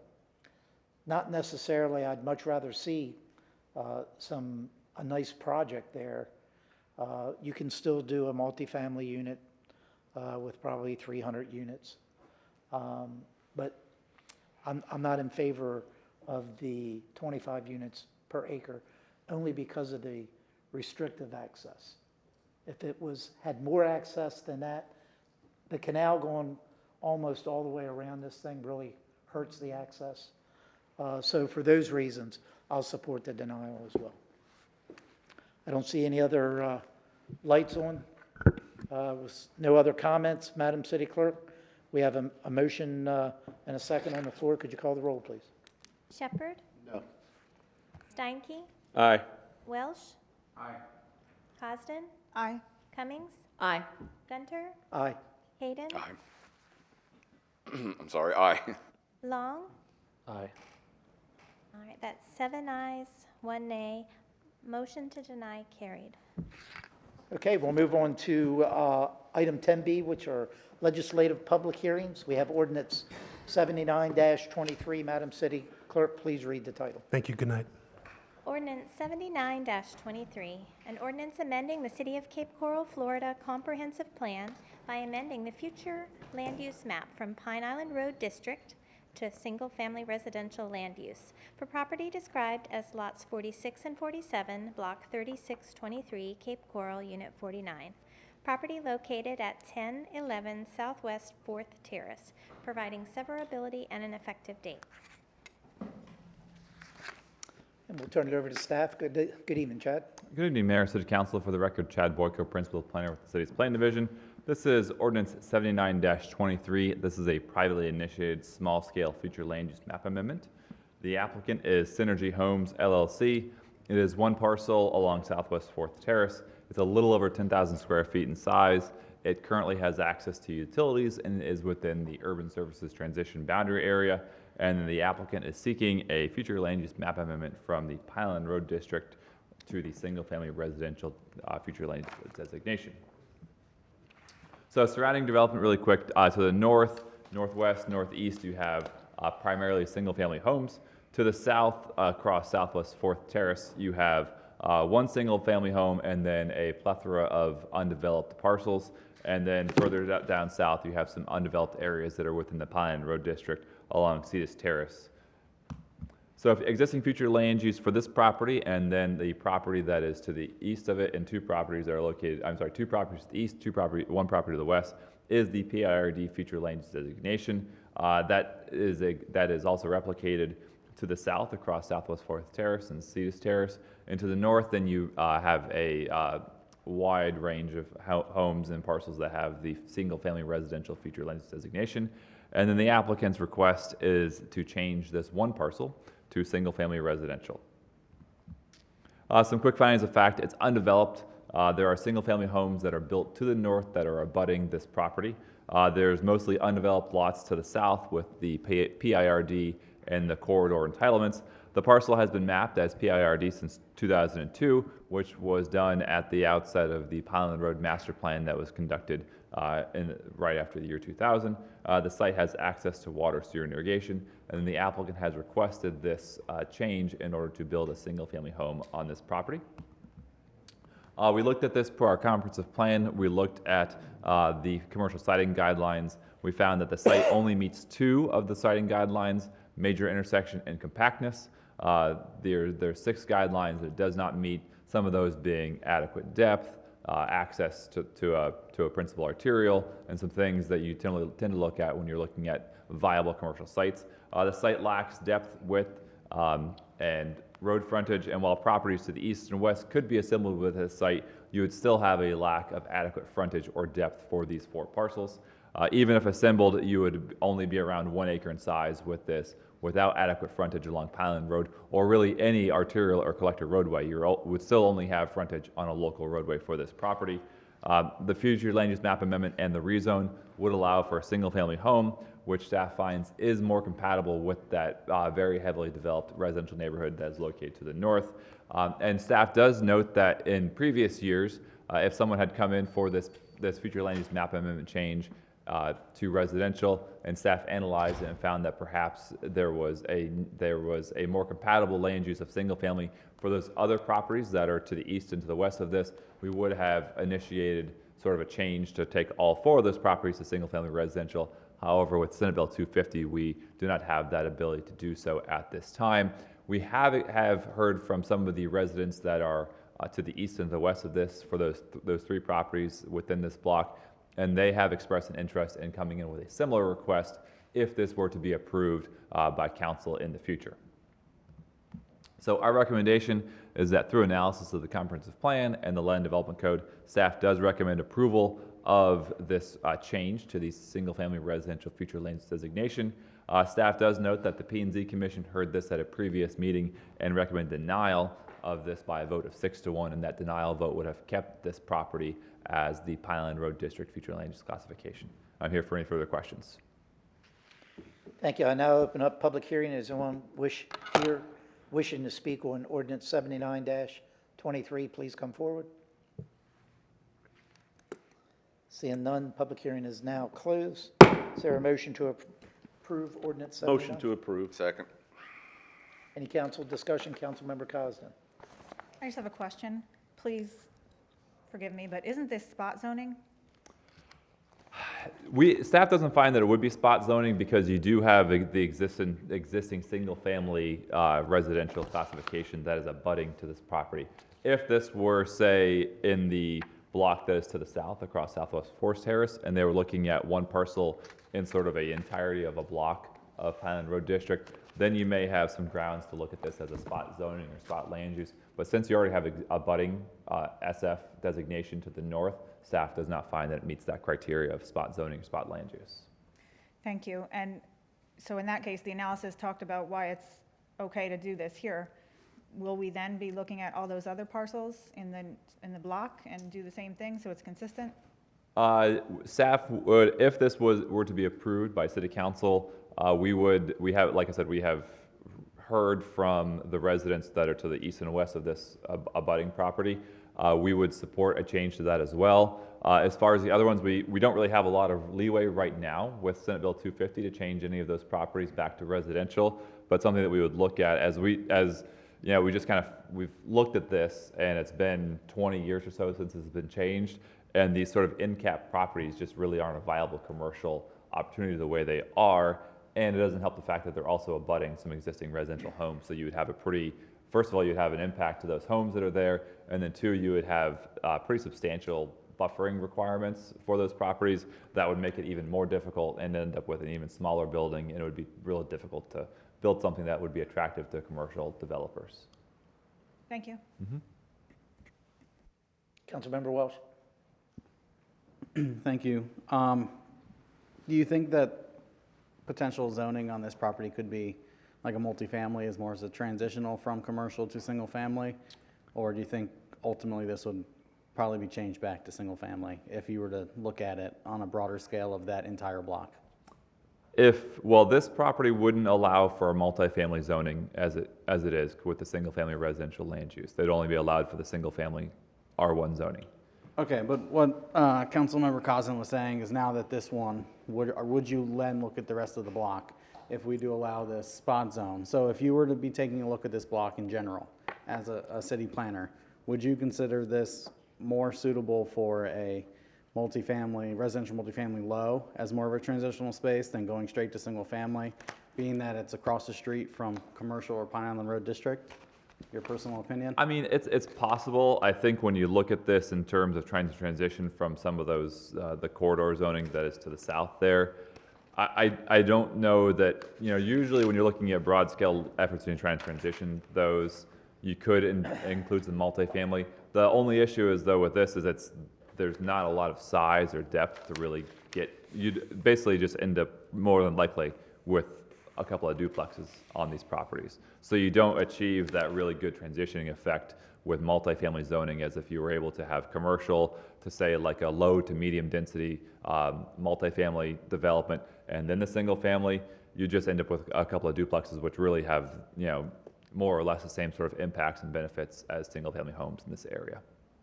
Okay, because originally I was, for my fellow council members, I was going to agree with planning and zoning on denial of this because I do think we need that transition. But I'm going to take Councilmember Steinke's role of being flipper today and come in support of this. Not giving it up that easy. Because we got to see them. yeah.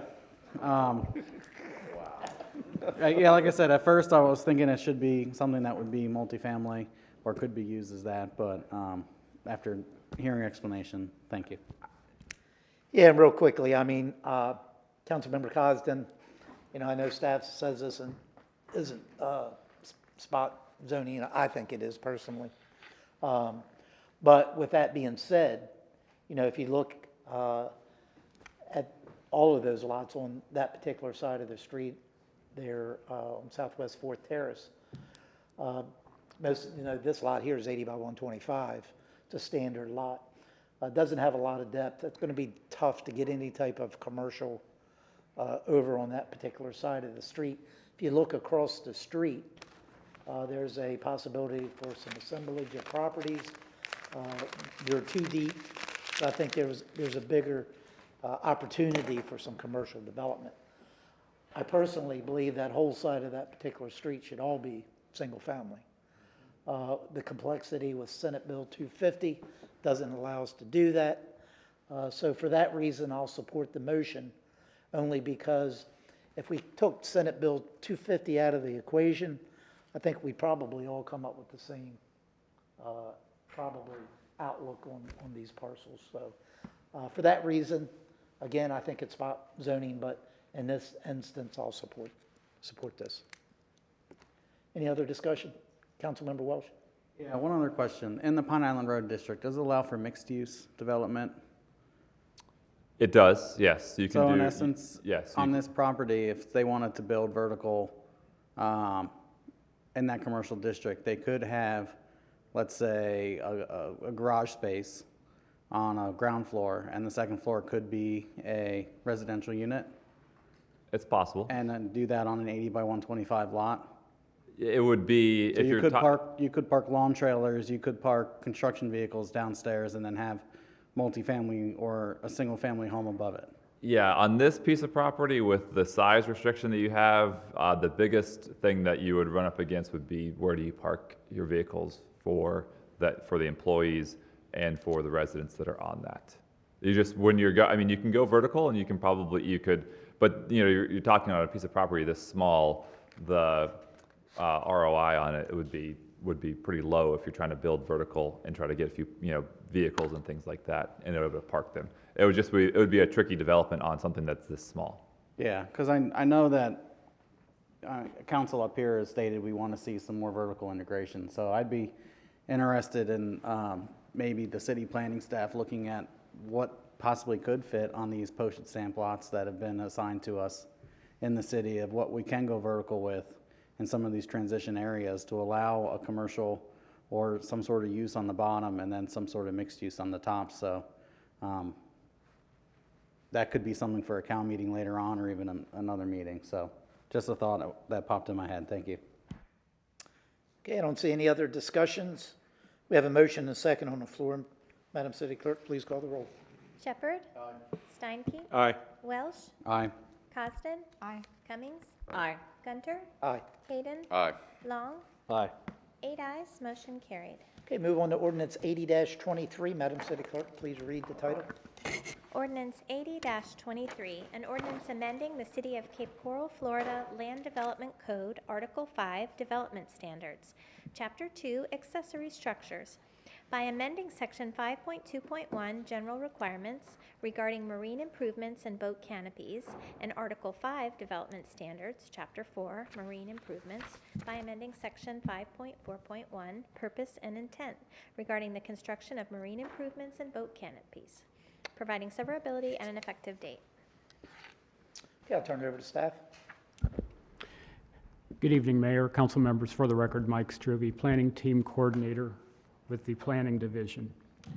Ordinance 8023 basically restores a provision that the city had in the former land use and development regulations with respect to boat canopies and marine improvements on residential vacant properties.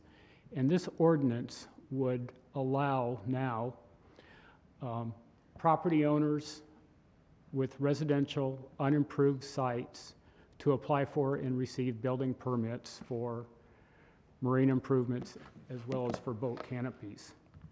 And this would be accomplished by a couple of changes in the ordinance that you see before you. This ordinance seeks to amend a couple of sections. One section is section 5.2, which pertains to accessory structures in Article 5. And the language here that is proposed would allow marine improvements and boat canopies to be constructed on any residential parcel not containing a primary structure, which would typically be a single-family home. The second change involves section 5.4, which is our marine improvement section, and this language has now been amended to allow marine improvements and boat canopies to be constructed by the owner on a waterfront lot after complying with the provisions of Chapter 4, again, that being our marine improvement section, and receiving a building permit from the city. Staff recommends approval of this change. I might add, too, that these changes were discussed with council at a previous committee of the whole meeting, and council had instructed staff to bring these changes forward. The Planning and Zoning Commission did review this ordinance back in October, and they recommended approval of this change. There were no speakers at public hearing, and we have received no correspondence regarding this ordinance. And I'll stand by in case you have questions. Thank you. I now have a public hearing. Anyone wishing to speak on ordinance 80-23, please come forward. Seeing none, public hearing is now closed. Is there a motion to approve ordinance 80-23? Motion to approve. Second. Any council discussion? Seeing none, Madam City Clerk, please call the roll. Aye. Steinke? Aye. Welsh? Aye. Cosden? Aye. Cummings? Aye. Gunter? Aye. Hayden? Aye. Long? Aye. 8 ayes, motion carried. Okay, move on to ordinance 87-23. Madam City Clerk, please read the title. Ordinance 87-23, an ordinance authorizing the issuance of not to exceed $15 million in principal amount of stormwater utility revenue bonds of the City of Cape Coral, Florida, to finance costs of the acquisition, construction, and equipping of various capital improvements to the city's stormwater utility system, pledging the herein described pledged funds to secure the payment of the debt service on the bonds, providing for certain rights of the holders of the bonds, and providing an effective date. Mr. Mason, good evening. Good evening, Mayor, council members. Mark Mason, Financial Services Director. Ordinance 8723 is required by our city charter to have a ordinance indicating that we're authorized to issue debt.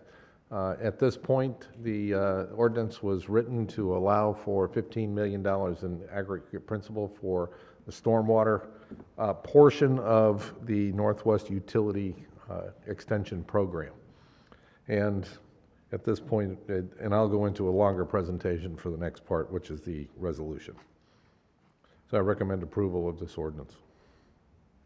Thank you. I now open up public hearing. Anyone wishing to speak on ordinance 87-23, please come forward. Seeing none, public hearing is now closed. Is there a motion to approve ordinance 87-23? Motion to approve. Second. Is there any council discussion? Seeing none, Madam City Clerk, please call the roll. Shepherd? Aye. Steinke? Aye. Welsh? Aye. Cosden? Aye. Cummings? Aye. Gunter? Aye. Hayden? Aye. Long? Aye. 8 ayes, motion carried. Okay, next, we have resolution 297-23. Madam City Clerk, please read the title.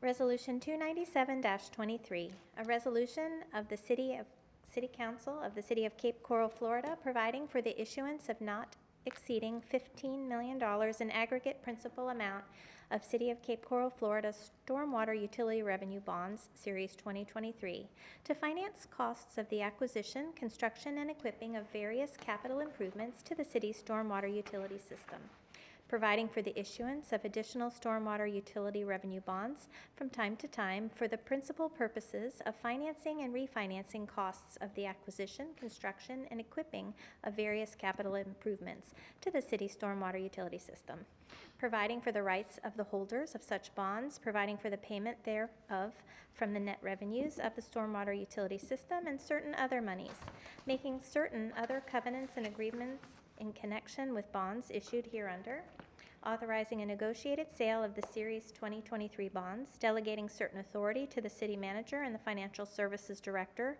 for the authorization, execution, and delivery of a bond purchase agreement with respect thereto, and the approval of the terms and details of said Series 2023 bonds, appointing the registrar and paying agent for said Series 2023 bonds, and execution and delivery of a paying agent and registrar agreement, authorizing the distribution of a preliminary official statement and the execution and delivery of an official statement with respect to the Series 2023 bonds, establishing a book entry system of registration for the Series 2023 bonds, authorizing the execution and delivery of a continuing disclosure certificate, delegating certain authority to the city manager and the financial services director to determine whether to utilize municipal bond insurance for the bonds, the reserve account requirement, if any, the reserve account insurance provider, if any, and certain other matters, and providing for an effective date for this resolution.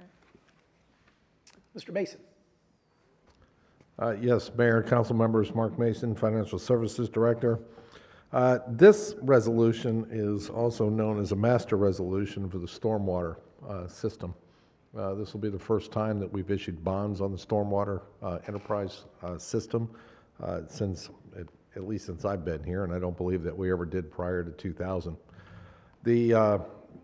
This resolution sets the parameters associated with the bonds. It also sets the disclosure requirements, coverage requirements, et cetera. And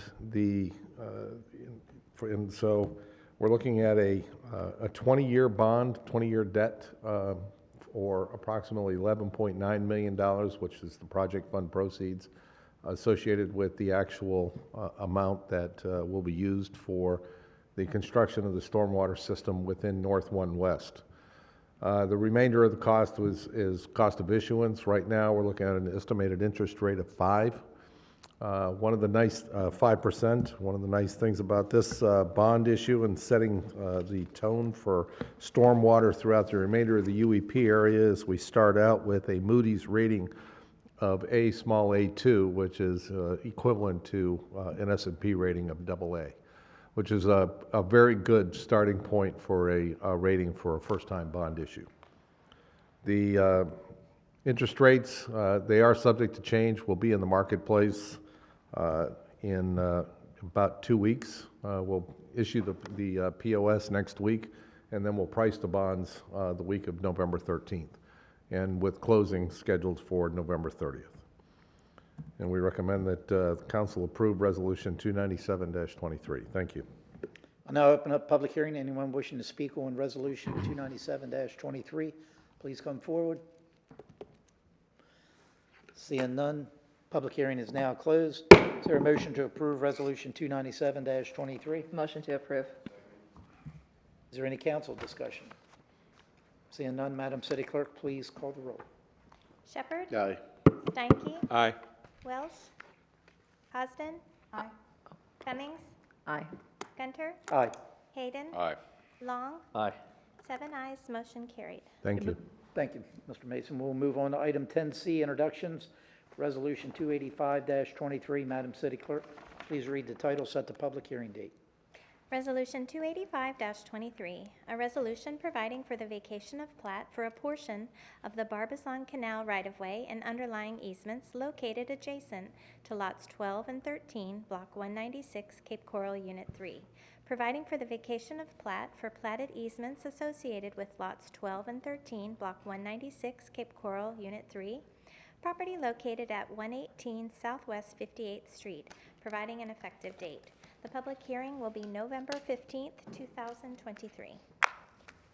Any discussion by staff or council? Seeing none, we'll move on to Resolution 286-23. Madam City Clerk, please read the title, set the public hearing date.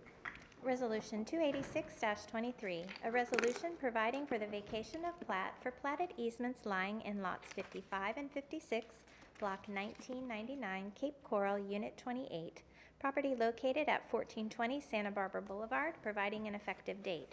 The public hearing will be November 15th, 2023. Any discussion by staff or council? Seeing none, we'll move on to Ordinance 86-23. Madam City Clerk, please read the title, set the public hearing date.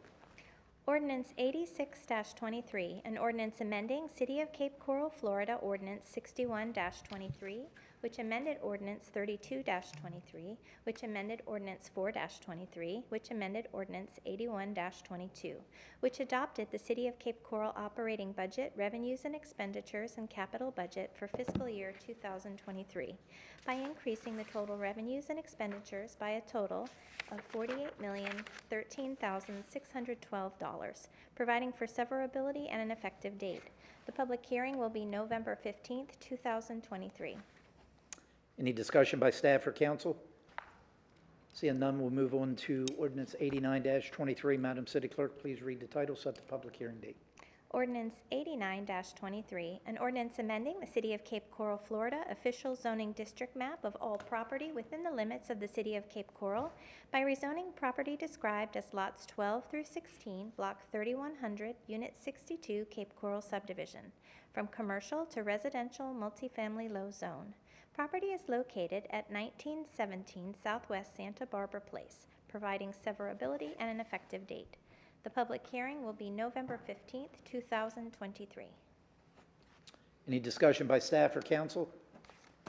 Seeing none, we'll move on to ordinance 90-23. Madam City Clerk, please read the title, set the public hearing date. Ordinance 90-23, an ordinance amending the City of Cape Coral, Florida official zoning district map of all property within the limits of the City of Cape Coral by rezoning property described as lots 1 through 30, block 2378, Cape Coral, unit 35, from single-family residential to commercial corridor zone. Property is located at 550 through 716 Northeast 4th Terrace, providing severability and an effective date. The public hearing will be November 15th, 2023. Any discussion by staff or council?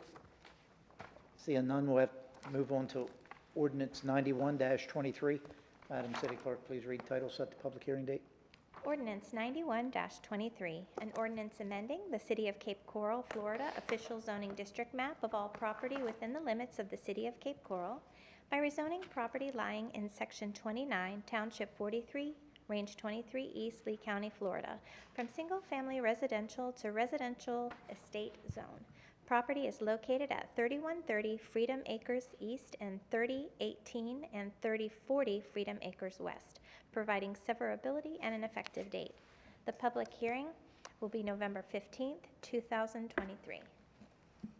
Any discussion by council or staff? Seeing none, we'll move on to ordinance 92-23. Madam City Clerk, please read title, set the public hearing date. Ordinance 92-23, an ordinance authorizing the issuance of not to exceed $4,600,000 in principal amount of a water and sewer refunding revenue bond of the City of Cape Coral, Florida, to refund the city's outstanding water and sewer revenue bond, Series 2020, and providing an effective date. The public hearing will be November 15th, 2023. Any discussion by staff or council? Seeing none, we'll move on to ordinance 94-23. Madam City Clerk, please read the title, set the public hearing date. Ordinance 94-23, an ordinance amending Chapter 27, Community Redevelopment, Section 27-1, Community Redevelopment Agency of the City of Cape Coral, Florida Code of Ordinances, to dissolve the appointed Board of Commissioners of the City of Cape Coral Community Redevelopment Agency and provide for the mayor and city council members to act as the Board of Commissioners of the City of Cape Coral Community Redevelopment Agency, providing for severability and an effective date. The public hearing will be November 15th, 2023. Any discussion by staff or council? Seeing none, we'll move on to item 11, reports. Councilmember Welsh, report. No report. Councilmember Cosden, report. No report. Councilmember Cummings, report. Yeah, I attended Friday, our Halloween party, and you guys did a great job. I'm kind of curious what the final numbers were with the people that attended. Costumes, it definitely was fun. Also, I want to thank you guys for today putting those two locations for our veterans here in the city. That was very important to so many and to so many of us up here as well. So I want to thank you for accomplishing that as well. And other than that, that's all. Thanks. Thank you. Councilmember Hayden, report. Thanks, Mayor. I wanted to congratulate the Oasis Charter High School girls bowling team, which is competing in the state tournament today and tomorrow. And along the way, they were 15-0 in the regular season. They won the district title. They had a bowler by the name of Katarina Hagler, who's the most decorated bowler in Lee County history, with 2 state records and 13 county records. She's already in the the American Bowling Congress Youth Hall of Fame. And they had another bowler named Lexi Lenius. I know I didn't pronounce her last name right, but she rolled a county record 798 series this year, which is 266 a game, which isn't too bad. So, Mr. City Manager, I think somewhere along the line they might be in the running for one of the community awards. So congratulations to them on getting to the state tournament. Thanks. Councilmember Long, report. No report. Councilmember Shepherd. Yeah, I just want to thank the city and staff for the trunk or treat, as well as the charter school, and also many other organizations in our city did the same thing, from churches to other organizations that did trunk or treat. I think it's a wonderful thing to do because it keeps our kids off the streets. A lot of our neighborhoods don't have sidewalks, and this creates a safe way for them to enjoy that holiday. So thank you to everybody that put an effort towards all these functions. Appreciate what you've done for our children. Thank you.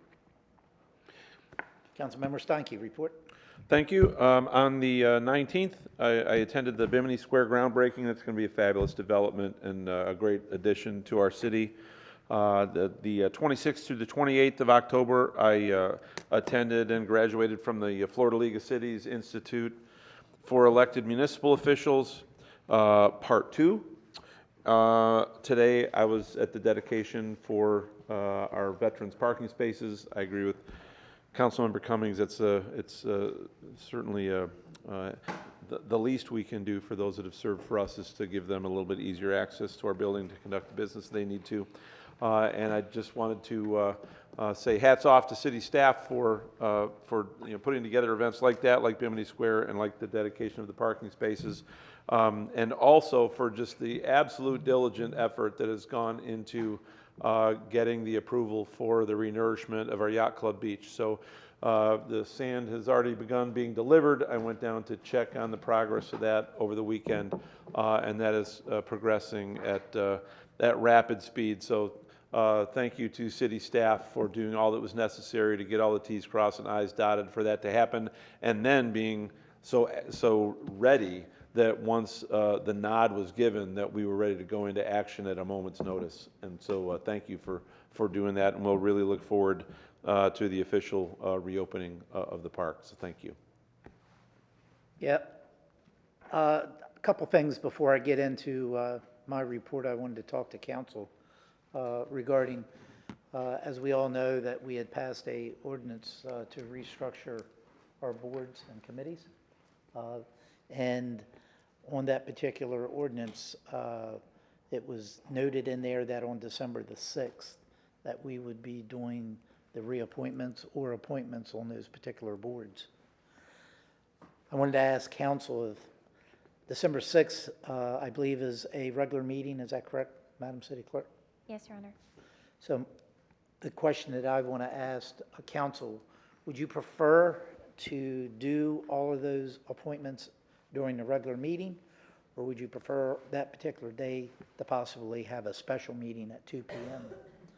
where we could do all the appointments to the boards and committees and do that restructuring, and then have the regular meeting at 4:30?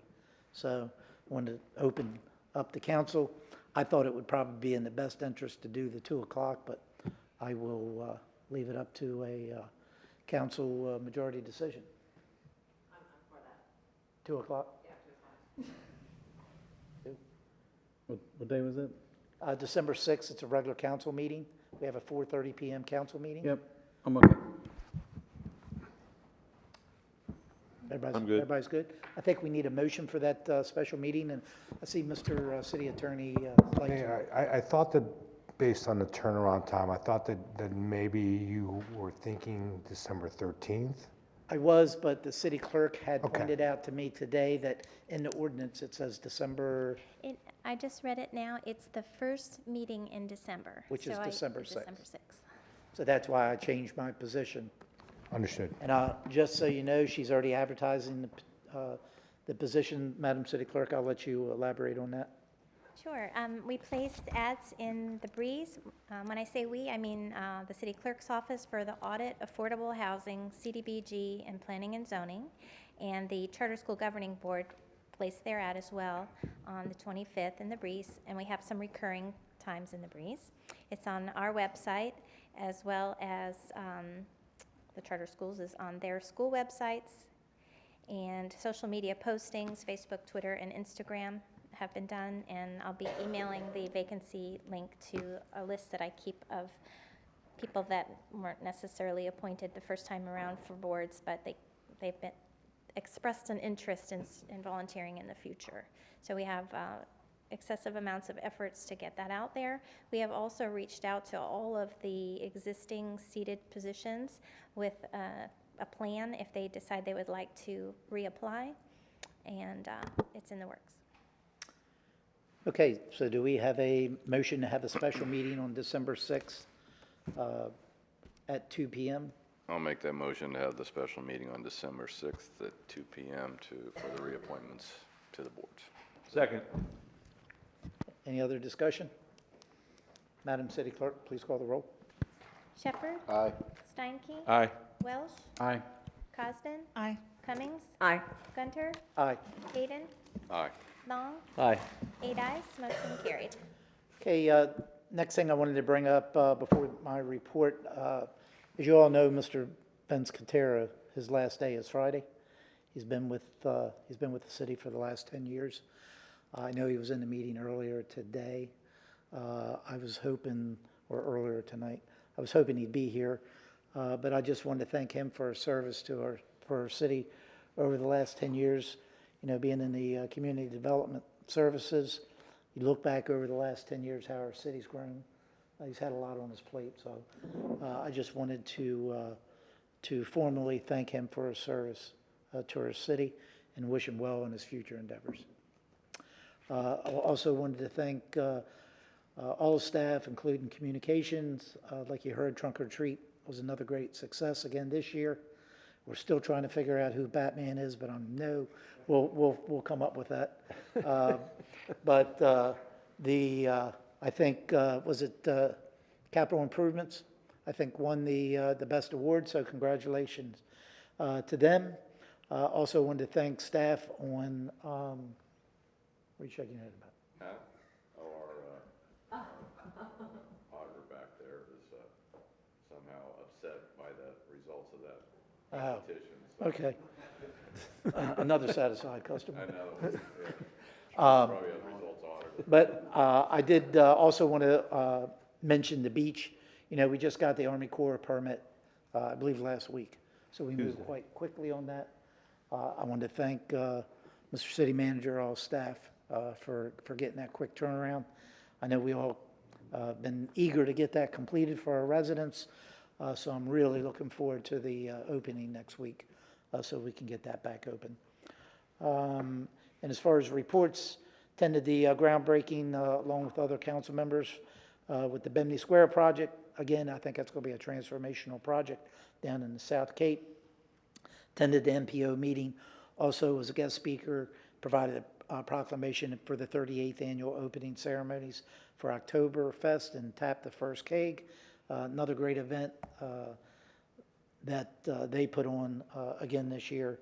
Also attended the first ever Guns and Hoses softball game against the police department and the fire department.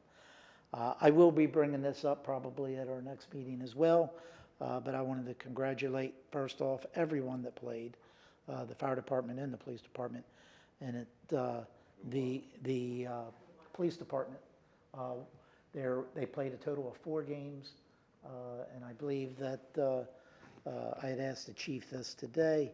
He had advised that the 2 competition games, they played 2 regular games, and then they played 2 competition games, and the police department won both of those games. So again, we'll have some more information out on our next meeting.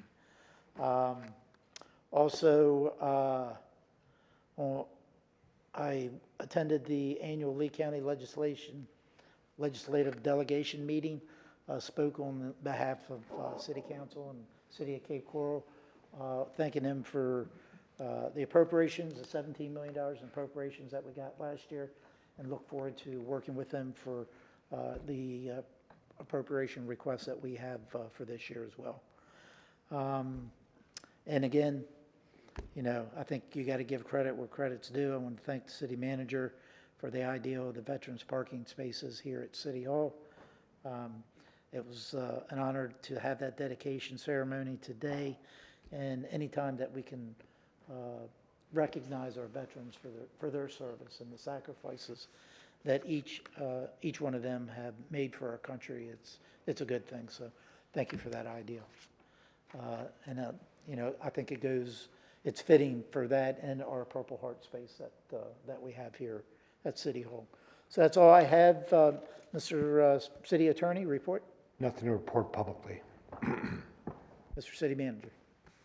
Thank you, Mayor. I just want to also pass along many thanks to all the staff involved with all the activities that we've had recently, trunk or treat, the parking dedication ceremony. There's a lot that goes into it. There's many, many hours before and after those events, which may last a half an hour to an hour. And it takes a team, and we have a great one. So I just want to say thank you to all the staff involved, as you all did as well.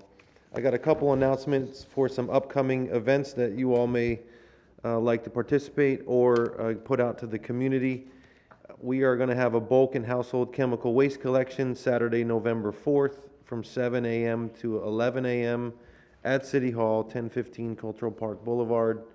Again, this is a bulk and household chemical waste collection event Saturday, November 4th from 7 to 11. Also on Saturday, November 4th, the fire department is going to be hosting open houses. That is from 9 a.m. to 12 p.m. And they're going to have numerous different types of activities at each of the different stations. And so if you're able to make it, please go to one of the firehouses from 9 a.m. To 12 p.m. We're also going to be having a media event, as several of you just spoke about, opening the Yacht Club Beach, reopening.